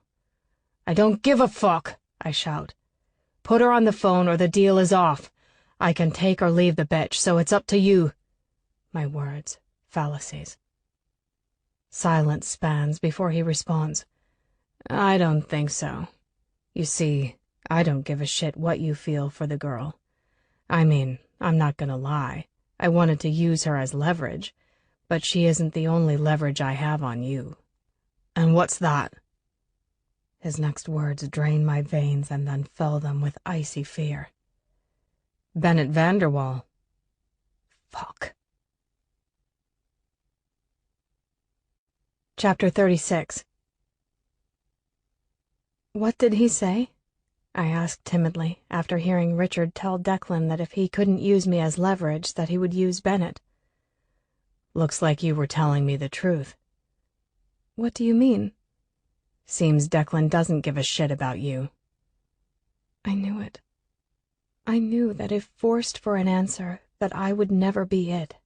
And now I sit here, half naked, beaten, and raped, as the last of my heart incinerates into ash. Go ahead and take a breath now, because I'm finally ready to be blown into nothingness. I now know my lies truly destroyed what I never wanted them to. I knew Declan was conflicted. I felt it in his push and pull, but I hoped there was a piece of him that still wanted me regardless of all my sins. So I close my eyes, and green meets blue as Declan looks at me the way he did back in Chicago. He will never look at me with adoration as he once did. I ruined it for both of us. Now I'm left with this pain ripping inside of me. It isn't the pain of heartbreak, though, because I've already lost that. My heart no longer exists, and it can't be my soul, because I'm without that too. But it's real, the pain I feel. It comes from somewhere inside of me, a place I never knew I had, and it hurts deep. Hurts in a way I've never felt before. It's so unbearable my body can't fight it, so it shuts down on me. I'm lifeless, flesh and bone, the weakened muscle inside my chest beating slowly, pumping what I pray is venom into my veins. I don't want this anymore. What if he's lying to you? Keeping my eyes closed because just hearing his voice is enough to console me, I lie down with my head in Pike's lap, and he places a soothing hand gently over my swollen face. "He's not," I whisper to him in response. "My destruction went far beyond the capacity of forgiveness." "What the fuck are you talking about?" I hear Richard's voice bark, but I shut it out and focus entirely on Pike. Pike is all I want right now. He's the constant that's always been in my life. He never turns away from me, never stops comforting me, never stops caring for and loving me. My face scrunches in despair as I try so hard to hold myself together. "I can't stop missing you." "I can't stop missing you either." Battling with my emotions causes my body to tremble, and I know Pike feels it when he says, "You want to play a game?" I nod. "You can pick this time." "How about breakfast foods?" "Okay." Pike and I always used to play this word game when we were kids and I was locked up in the closet. It was his way of distracting me from my awful reality. We'd play this game for hours in the middle of the night while he sat on the opposite side of the door. And in this moment, in his death, he never fails to take care of me. "Pancake," I say, playing my first word. "English muffin." "Nutri-Grain bar." "Rice Krispies." We continue to play our words while he runs his fingers through my hair, careful to not hurt the tender scab that still remains on the back of my head. I never open my eyes, and eventually, before declaring a winner, I drift to sleep. Cold metal prodding my face wakes me up. My tired eyes come into focus as I jerk my head away from Richard's gun. I look at him, his face pale and his hair messy, as if he's been anxiously running his hands through it. He's jittery, kneeling beside me, and I have no clue if something happened while I was asleep to cause his shift in demeanor. "Have I given you the impression that I'm one to be toyed with?" he says with a tight jaw, pissed. I shake my head, and he snaps, "Then where the fuck is he?" "I don't know." "I will put a bullet in your head the same way I did the McKinnon woman. I swear to God I will." "I won't fight you," I tell him calmly. "You want to kill me? Then kill me." He grabs my tattered shirt and shakes me, losing control while he screams in aggravation, "What the fuck is wrong with you?" "If you wanted me to fight, you picked the wrong girl. There's nothing for me to fight for."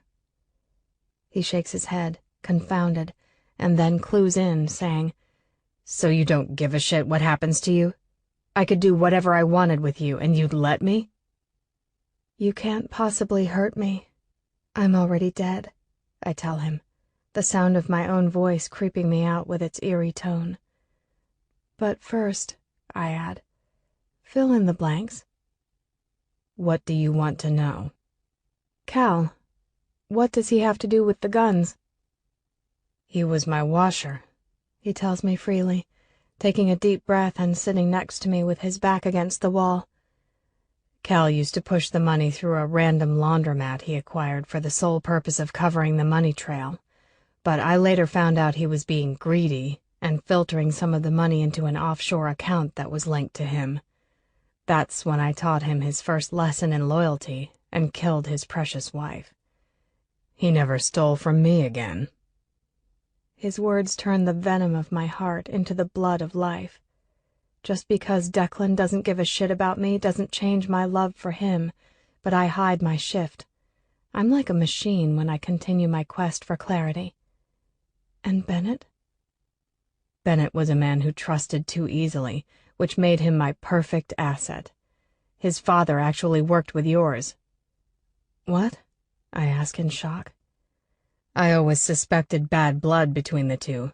Then it became apparent when he put the authorities on Steve. I didn't know this until after Steve was already locked up, but apparently when Bennett came home one day talking some nonsense about how he thought your father was hurting you, that's when he saw his chance to get your dad out of the game." My hands tingle in fury as I listen to his admissions. I can't even see straight as my desire to kill that piece of shit sparks to life. This man, my fucking father-in-law, was yet another man who had a hand in my father's death and the destruction of my life. Later, when Bennett was older and acquired his first production plant, his father convinced him to partner with me. We knew it would serve as a better cover for laundering the money. Bennett trusted me as a longtime family friend, took the advice of his father, and the rest is history, until you came along and fucked everything up with your stupid charade. I sit in silence, trying with everything I have to control the anger exploding within me as I process what I've just heard, realizing that all of us are linked in one way or another. There was a time I was the one in control and able to manipulate people into my puppets. But I know now I was never in control because I never truly knew the cast of characters I lured my way into. "But I will admit," he continues, "I'm impressed with your efforts, even though you failed miserably." "Who says I failed? You're stuck down here with me too. You're not free." "I will be." I can't contain my chuckle, and when it grows, Richard fumes, "What's so funny?" "You." "Do tell." "You're so focused on yourself that you're shadowing the fact that, in a very twisted way, I won." He cocks back the hammer of his gun, the snick of the metal sounding when he does, and then points it straight at me, but he doesn't intimidate me. "Don't you see?" I say in total control. "I want you to pull that trigger, so no matter what you do, I win." I take a hard swallow before going on, telling him, "It was you. You're right. I did get myself tangled up in something that was much bigger than me, but the root of everything, which I thought was Bennett, is actually you. And because of my stupid scheme, your family is now tainted in Bennett's blood through your son. Your whole cartel is falling apart, and your freedom depends on the money of a man who'd rather see me dead than alive." His eyes narrow in a murderous glare, but I don't stop, adding, "And if you think you have him fooled by threatening to know about his involvement with Bennett's murder, you're wrong. If anyone is to be pegged for that crime, it's you, the leader of one of the largest international gun trafficking rings, using Bennett as your cover." Richard pulls the gun away from my face, but doesn't disengage the hammer. "You've got it all figured out, don't you?" he taunts. "You think you have me played, telling me you want to die to take the pleasure away from me. You say I can't hurt you, but I think you're lying." "Kill me or don't kill me, I don't care." "I think you do." I then wrap my hands around the barrel and place it back on my forehead, stating firmly, "I don't." Agitation streaks in the lines of his face now that I've taken his bargaining chip away from him. He gains nothing from killing me, not even joy, because he knows I won't beg for my life. Richard drags the gun down my face, along the bridge of my nose, over my lips, and then slips it into my mouth. I knew my sanctuary would be in death, and I was ready to be released into the oasis I'd been longing for. But even though I was ready, it didn't mask the fear of having a loaded gun with the hammer cocked inside my mouth. One slip and that chambered bullet would fire. I can still taste the steel of his pistol on my tongue if I think about it hard enough. Can still feel the way my heart ricocheted off my ribs. I had been close to death before, but it was always in my control. Not this time.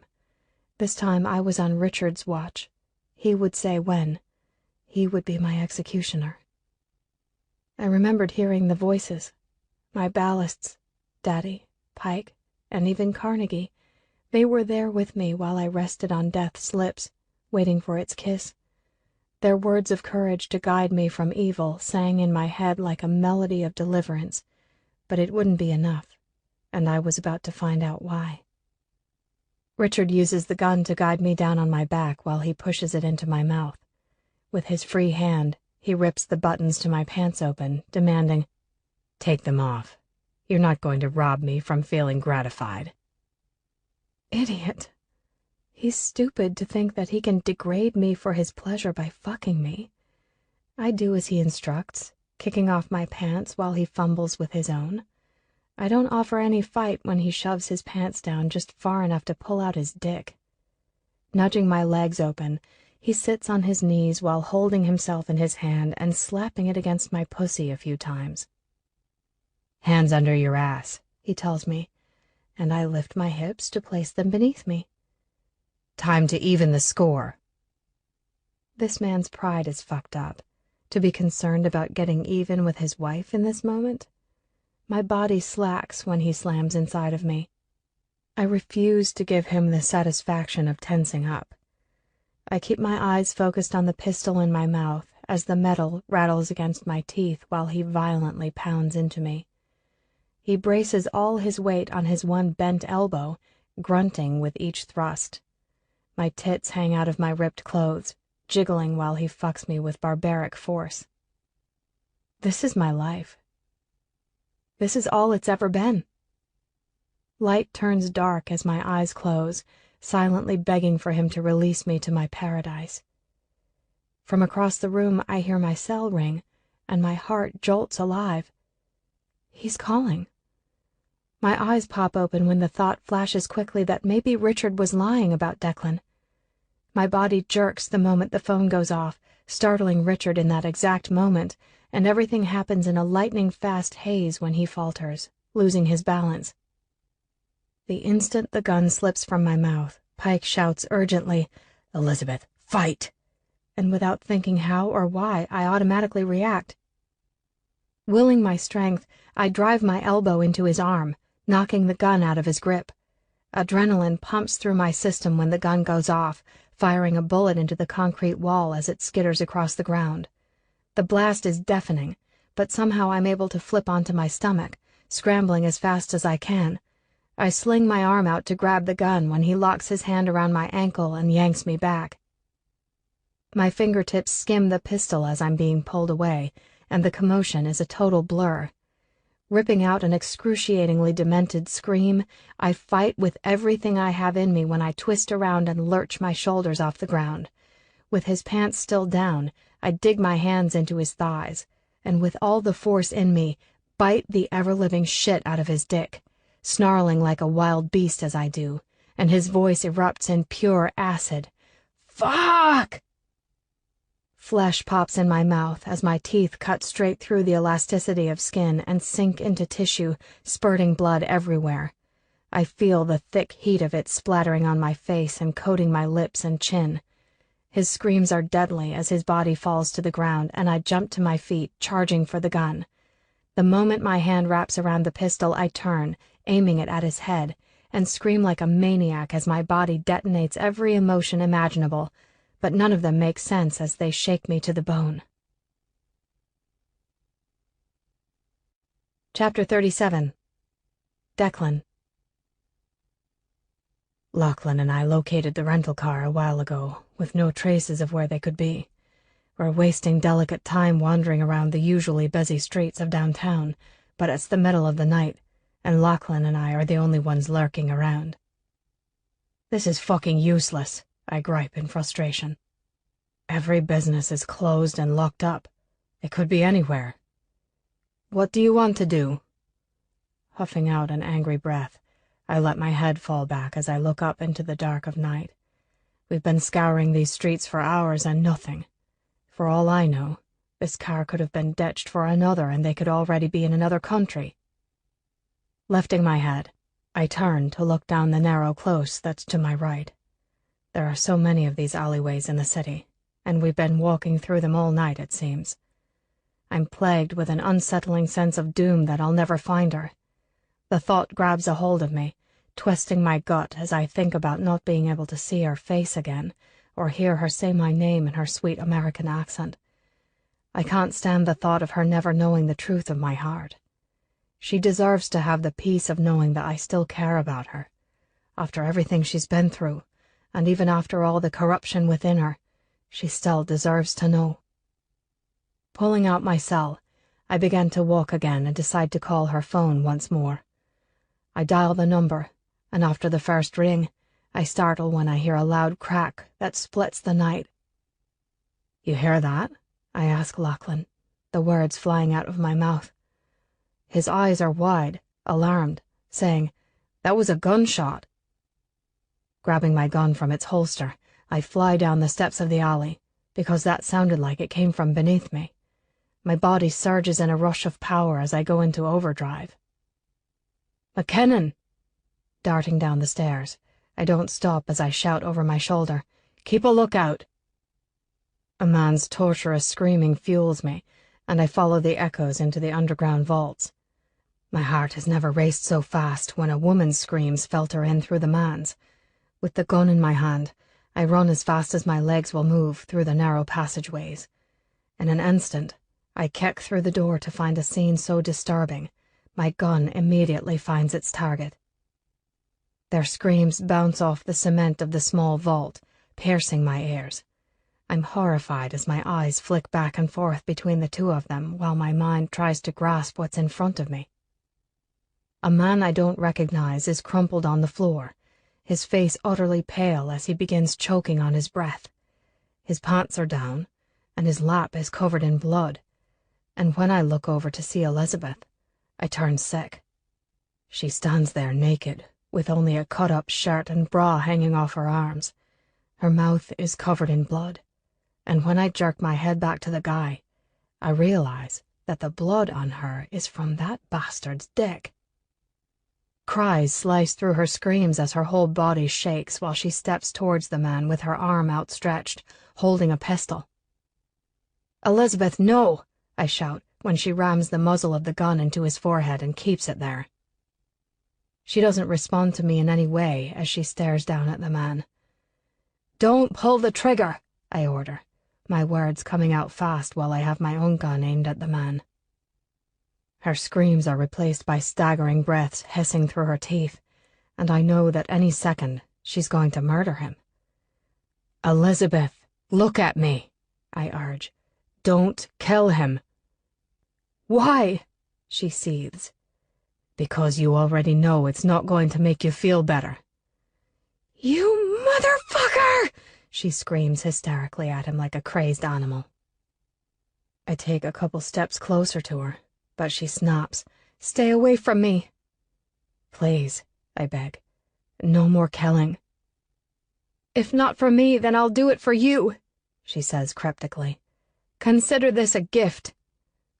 "What are you talking about?" She cocks the hammer back before finally looking over at me and says, "He's the one that killed your mother." Looking over to him, I pull back the slide on my gun to chamber a round. The metallic click is all I hear in this moment. I can feel the beast inside, digging his claws into the most wounded parts of me.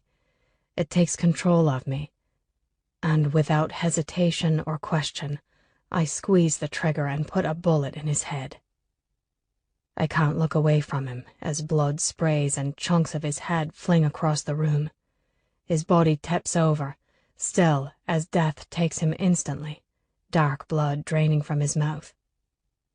Elizabeth continues to aim her gun at him, trembling in shock with wide eyes, and I move cautiously over to her. Not taking a moment to process what I just did, my concern goes straight to the distraught girl in front of me. When I reach out, she snaps, "Don't touch me!" and I immediately recant. "Let me have the gun." "No." "He's dead," I tell her, but she doesn't respond as she keeps her gun pointed at him. "Look at me." "No." Her body is battered beyond belief as I scan over her.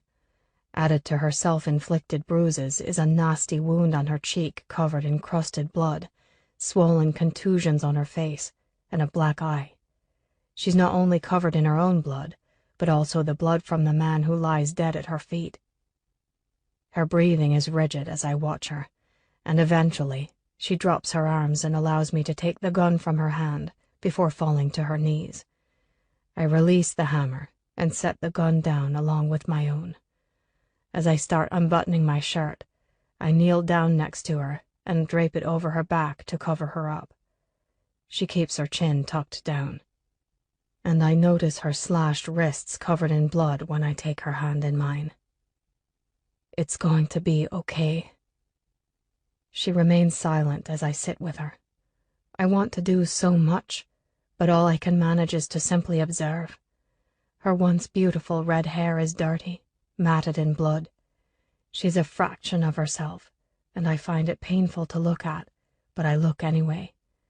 And as sick as it sounds, I've never felt more bonded to her than I do now. Both of us exposed for the evil we are, killers with mangled souls. No longer can I blame her for my sins, because I just murdered of my own free will without her persuasion or seduction. She may have birthed this malignity inside of me, but I'm the one who now embraces it. "He killed your mom," she says again, and I can barely hear her faint voice when she adds, "He's the reason my dad is dead, too." "Who is he?" I ask in utter confusion to this situation. "Richard Brooks. He was Bennett's business partner," she answers, and then goes on to explain how her father's worked for him and the hit he put out on her dad. I sit and listen to everything she tells me, the whole time keeping her eyes downcast, almost cowering as if she's afraid of me.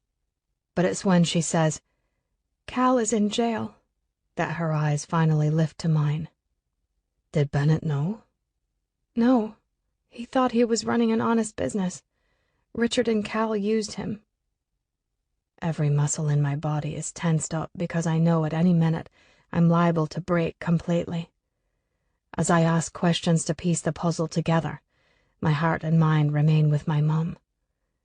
The fucker's blood that killed her at point blank pools under my loafers, and I have to swallow down the bile that threatens.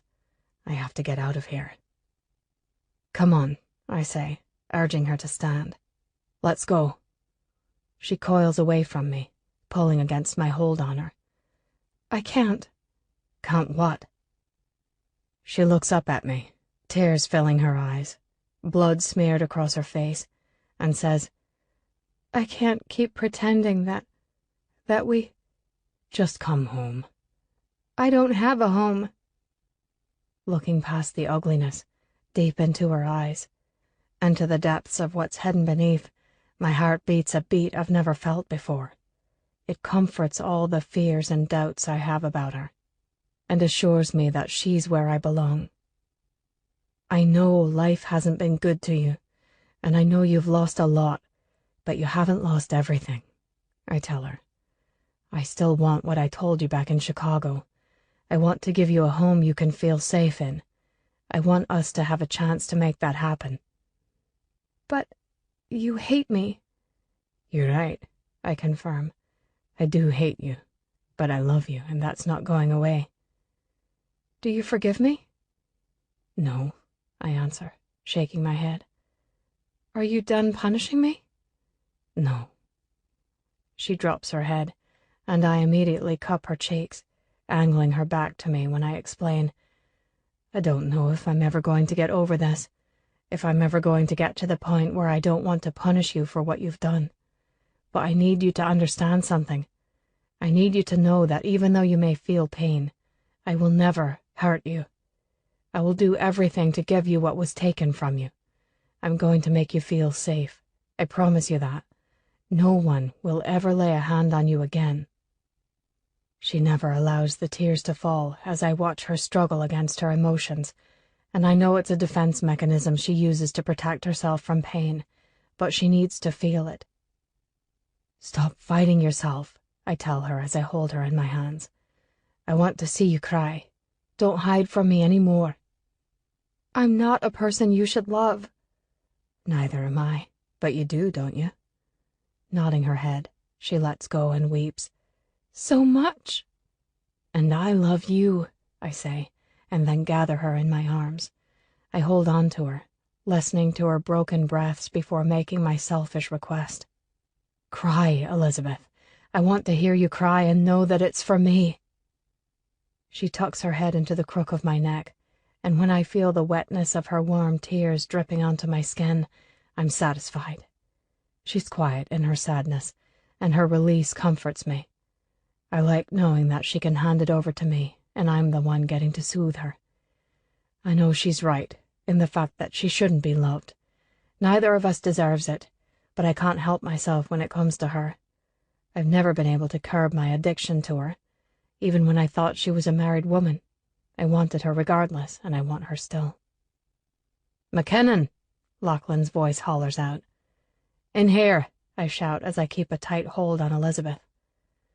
When he eventually finds his way to us, his voice is disjointed as he takes in the scene before him, uttering, "Holy fuck." "Tell me I can trust you," I say to him, and without a second of hesitation he responds loyally, "You can trust me. Call the police." My arms remain locked around Elizabeth's trembling body while she continues to silently weep, hiding her head against my chest. Without having to even ask, Lachlan hands me her pants before turning around to make the call. It doesn't take long for the authorities to arrive. Elizabeth plays her part as Nina, explaining her husband's murder and the crimes that Richard was conducting through Bennett's company. We twist the story, informing them that Richard murdered Bennett after he'd discovered the money laundering. It takes a while to give our statements that clear me of any involvement in the murder I committed. The medics offer to take Elizabeth to the hospital, but she refuses, fervent that nobody touches her. Before we go, the detective advises us that we may be called in for additional questioning. He hands us his card with his contact information, and we leave. Arriving at the SUV, we climb into the back seat, and I pull her onto my lap, cradling her back in my arms. "Everything's going to be okay," I try assuring her, confident that we both just got away with our crimes. She draws back from me, and I can tell she wants to speak, but she doesn't. She simply stares at me, and I'm able to look beyond the blood, dirt, bruises, cuts, and tears to see what I fell in love with when I first saw her in my hotel back in the States. I'll never forget how beautiful she looked at the grand opening of Lotus, standing across the room in a long midnight blue gown. She was confident, snarky, and so sure of herself, and in this very moment, I vow to give all those qualities back to her. Running my hand around the back of her neck and up into her hair, my fingers graze over the scab that remains from when I pulled her hair out. I stop, and she turns her head in shame away from me. "Look at me."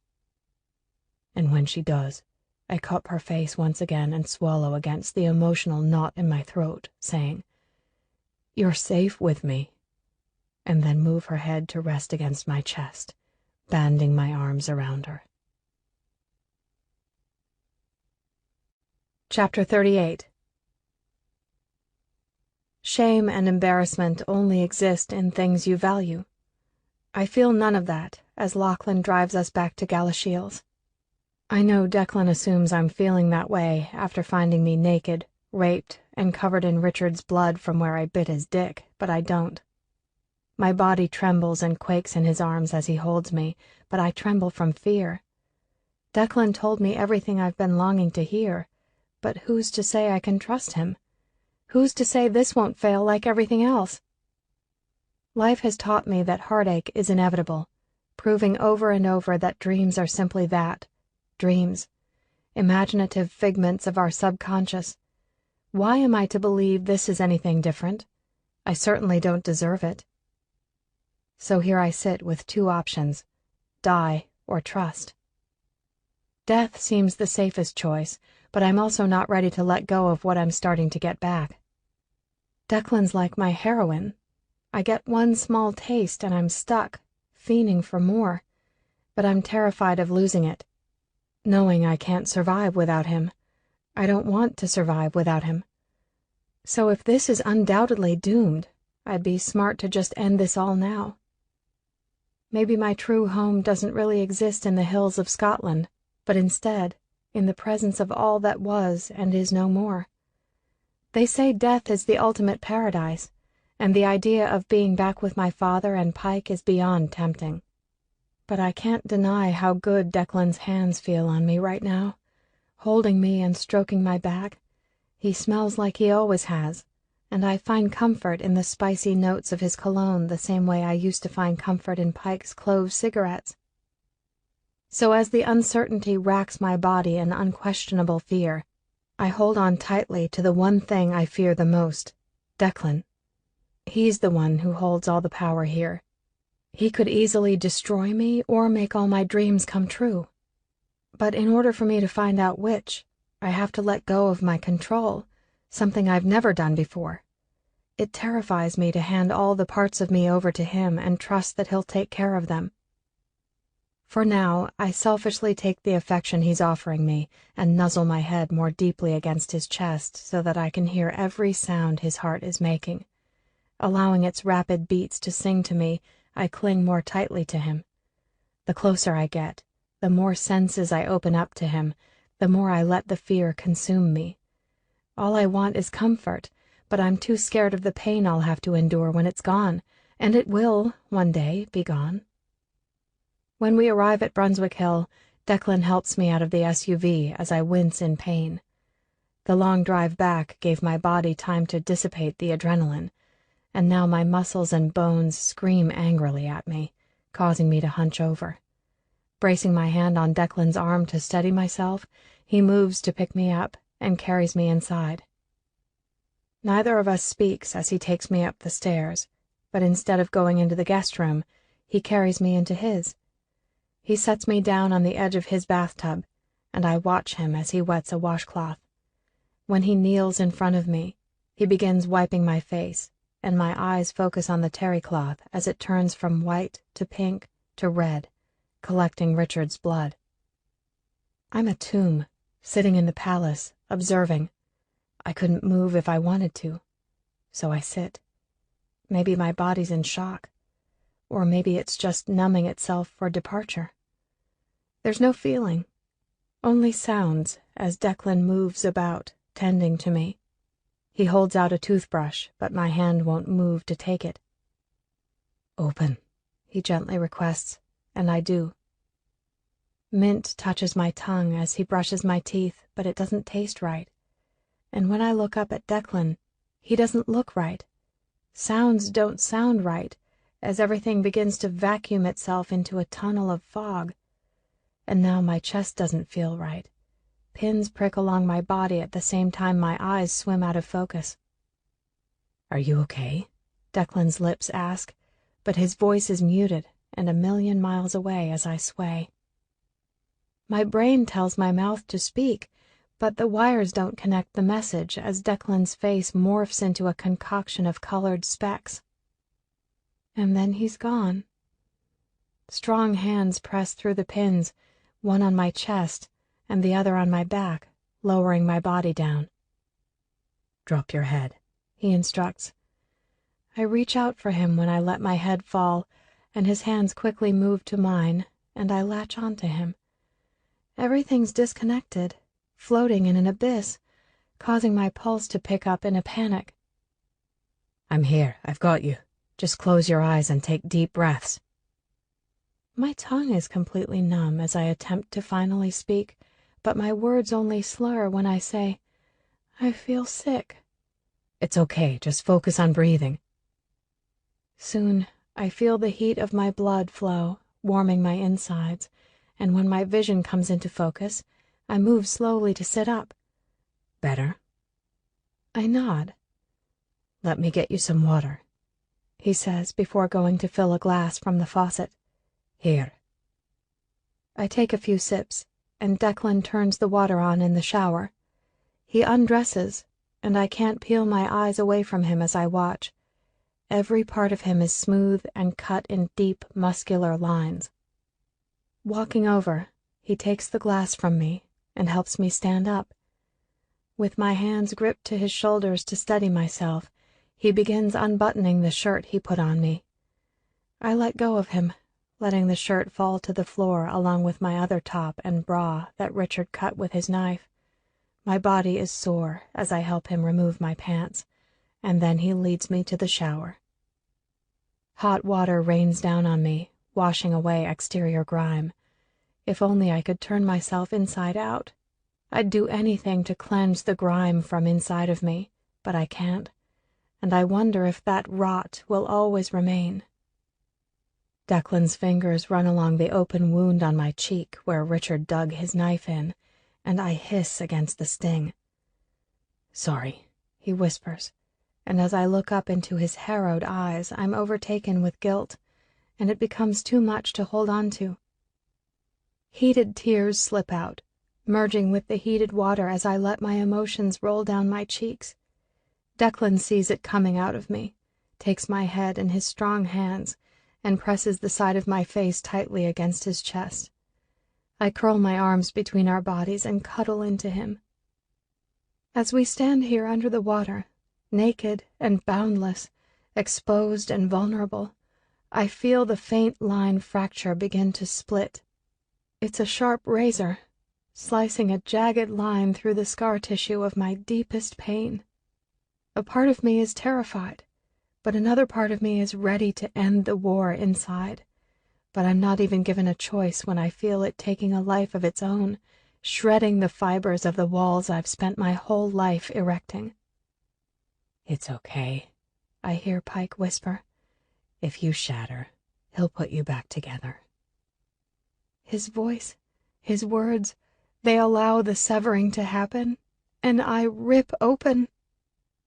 Tremors quake through me, and Declan feels it, banding his arms around me, and when he speaks his next words, I've got you, darling. If you shatter, I'll put you back together. I bleed it all out. Dropping to the floor of the shower with me, he tucks me in his arms, and for the first time ever, I cry for everything I've suffered through. I really cry. It's ugly and messy, screaming and sobbing, bawling harder in an attempt to drain all the misery out of me. Salt burns, sadness scathes, memories devastate, but somehow his hands alleviate. I'm tired of being steely and callous. I'm tired of pretending and always fighting against my own skeletons. I'm tired of the uncertainty and hatred that drives the tenebrific evil in me. My wish is that his arms hold the magic to intenerate my heart, to make me good, to make me worthy, to make me lovable. But I doubt any man's arms are that powerful, and that doubt adds more fuel to my fear of Declan. So I cry for fear as well. Because I'm scared. I'm so scared. It's always been there, though. The unease, the worriment, it's lain dormant inside of me since I was 5 years old, coming to life every now and then, but Pike taught me how to quickly silence it in order to survive. The dormancy is gone now. It's a live wire of unfiltered anguish that pours out of me and into the arms of my prince on earth, while my other prince exists only in the nirvana I've yet to become a part of.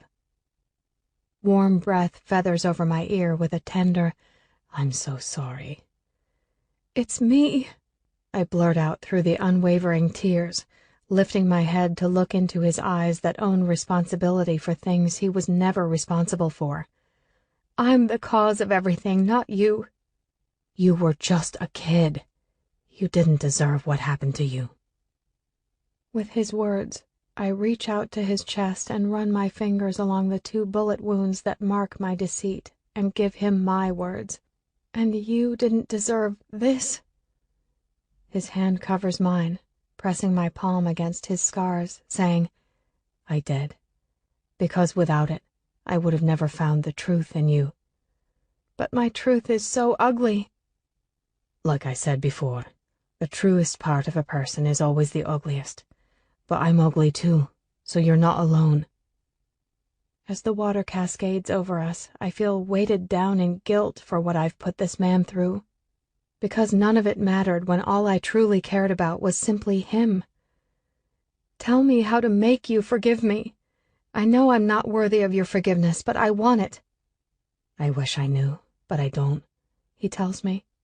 "We're broken people, Elizabeth. You can't expect me to not have my issues, because I have thousands of them. But just because I hold a hate for you doesn't take away from the love I have for you." His words might not make sense to most people, but for me they do. I just have to choose whether or not to risk handing myself over to him. "Come here," he says as he stands to help me up. I take a seat on the built-in slate bench and allow him to wash me as I sit here, drained to depletion. Closing my eyes, I relax into his touch while he washes my hair and cleans my body. But it's when he opens my legs and curses under his breath that I open my eyes and tense up.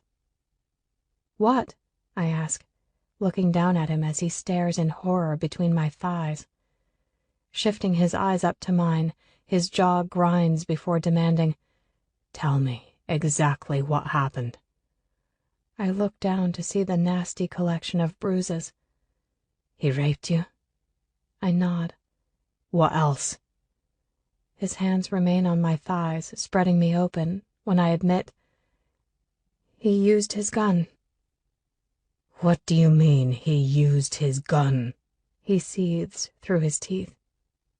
"To fuck me with.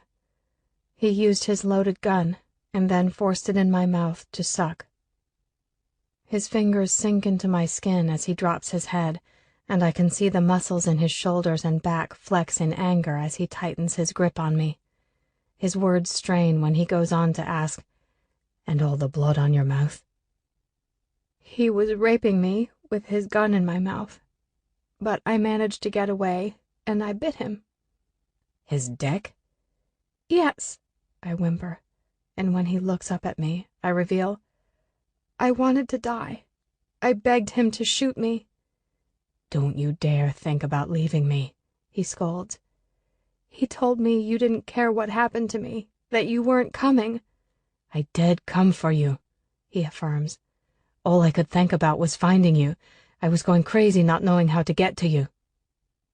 Grabbing a washcloth, he runs it between my legs and begins to gently clean me. Once he has me washed, he keeps me naked as he helps me up into his bed. Nestled in his sheets with his scent all around me, I want to smile, but I can't.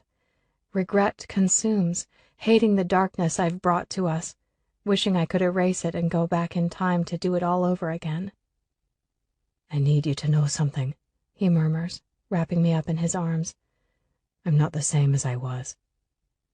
But I already know that. It's evident in his eyes. From the moment he stepped out of his SUV and I knew he was alive, I saw the corruption inside of him.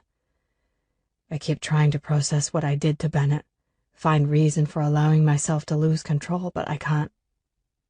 Reaching my hand to his face, I press my palm against his stubble, and all I can manage to get out is a breathless, "I'll love you no matter how dark you turn."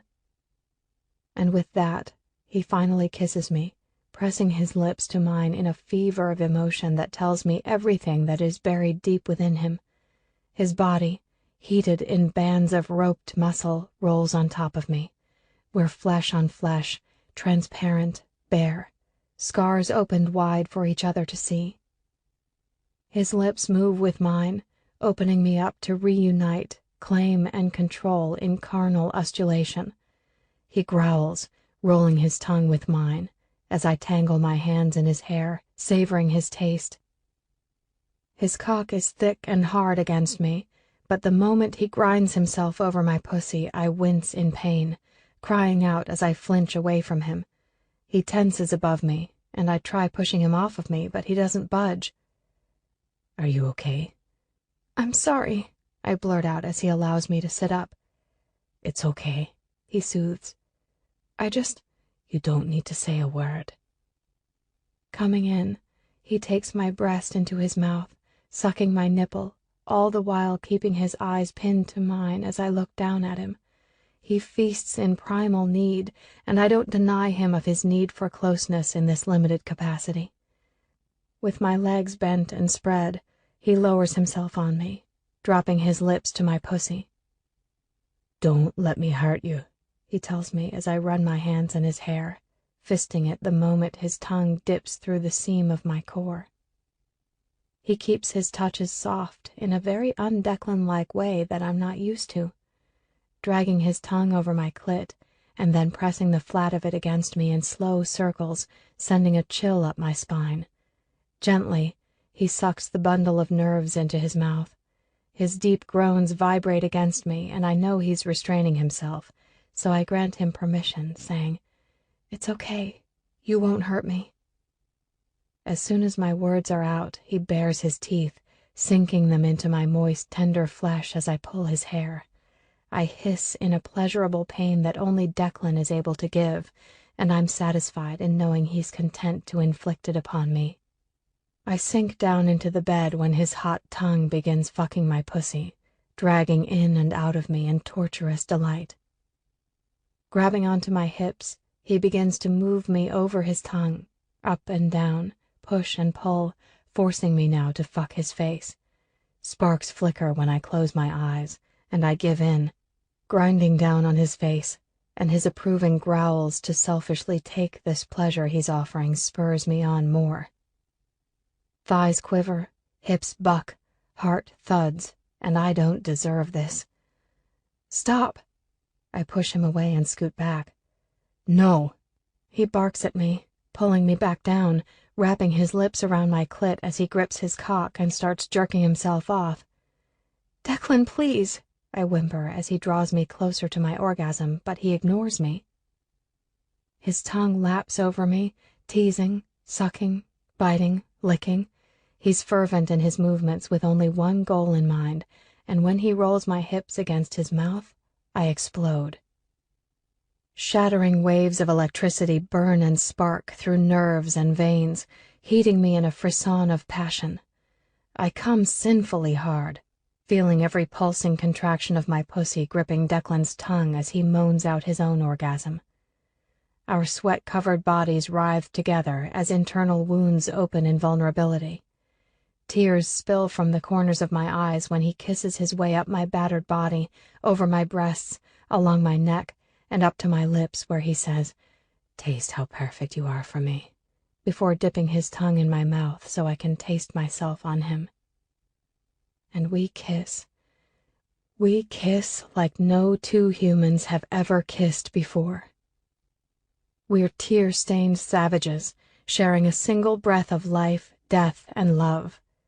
Giving, taking, bruising, and reuniting what I thought was forever destroyed. And for the first time in a very long time, when I tire out and close my eyes, I spend my slumber with Carnegie.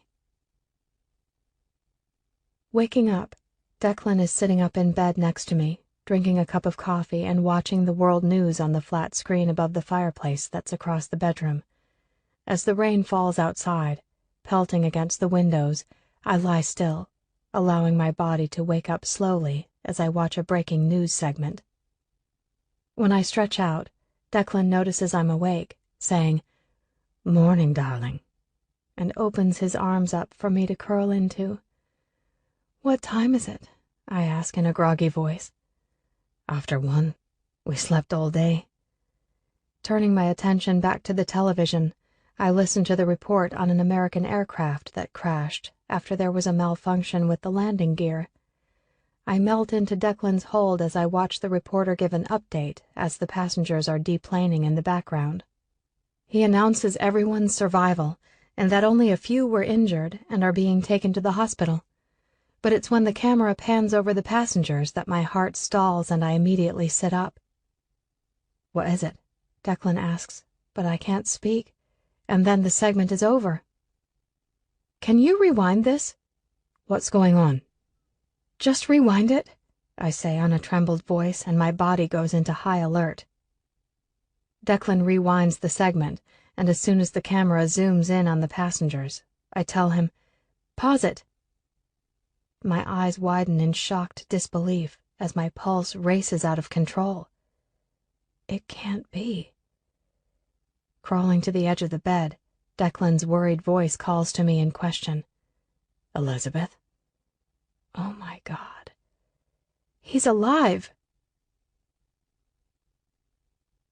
This has been an Audible Studios production of Echo, written by E.K. Blair, performed by Elena Wolf. Producer Mike Charzik.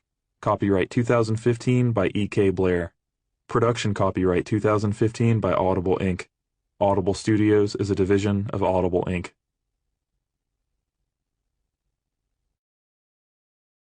Audible hopes you have enjoyed this program.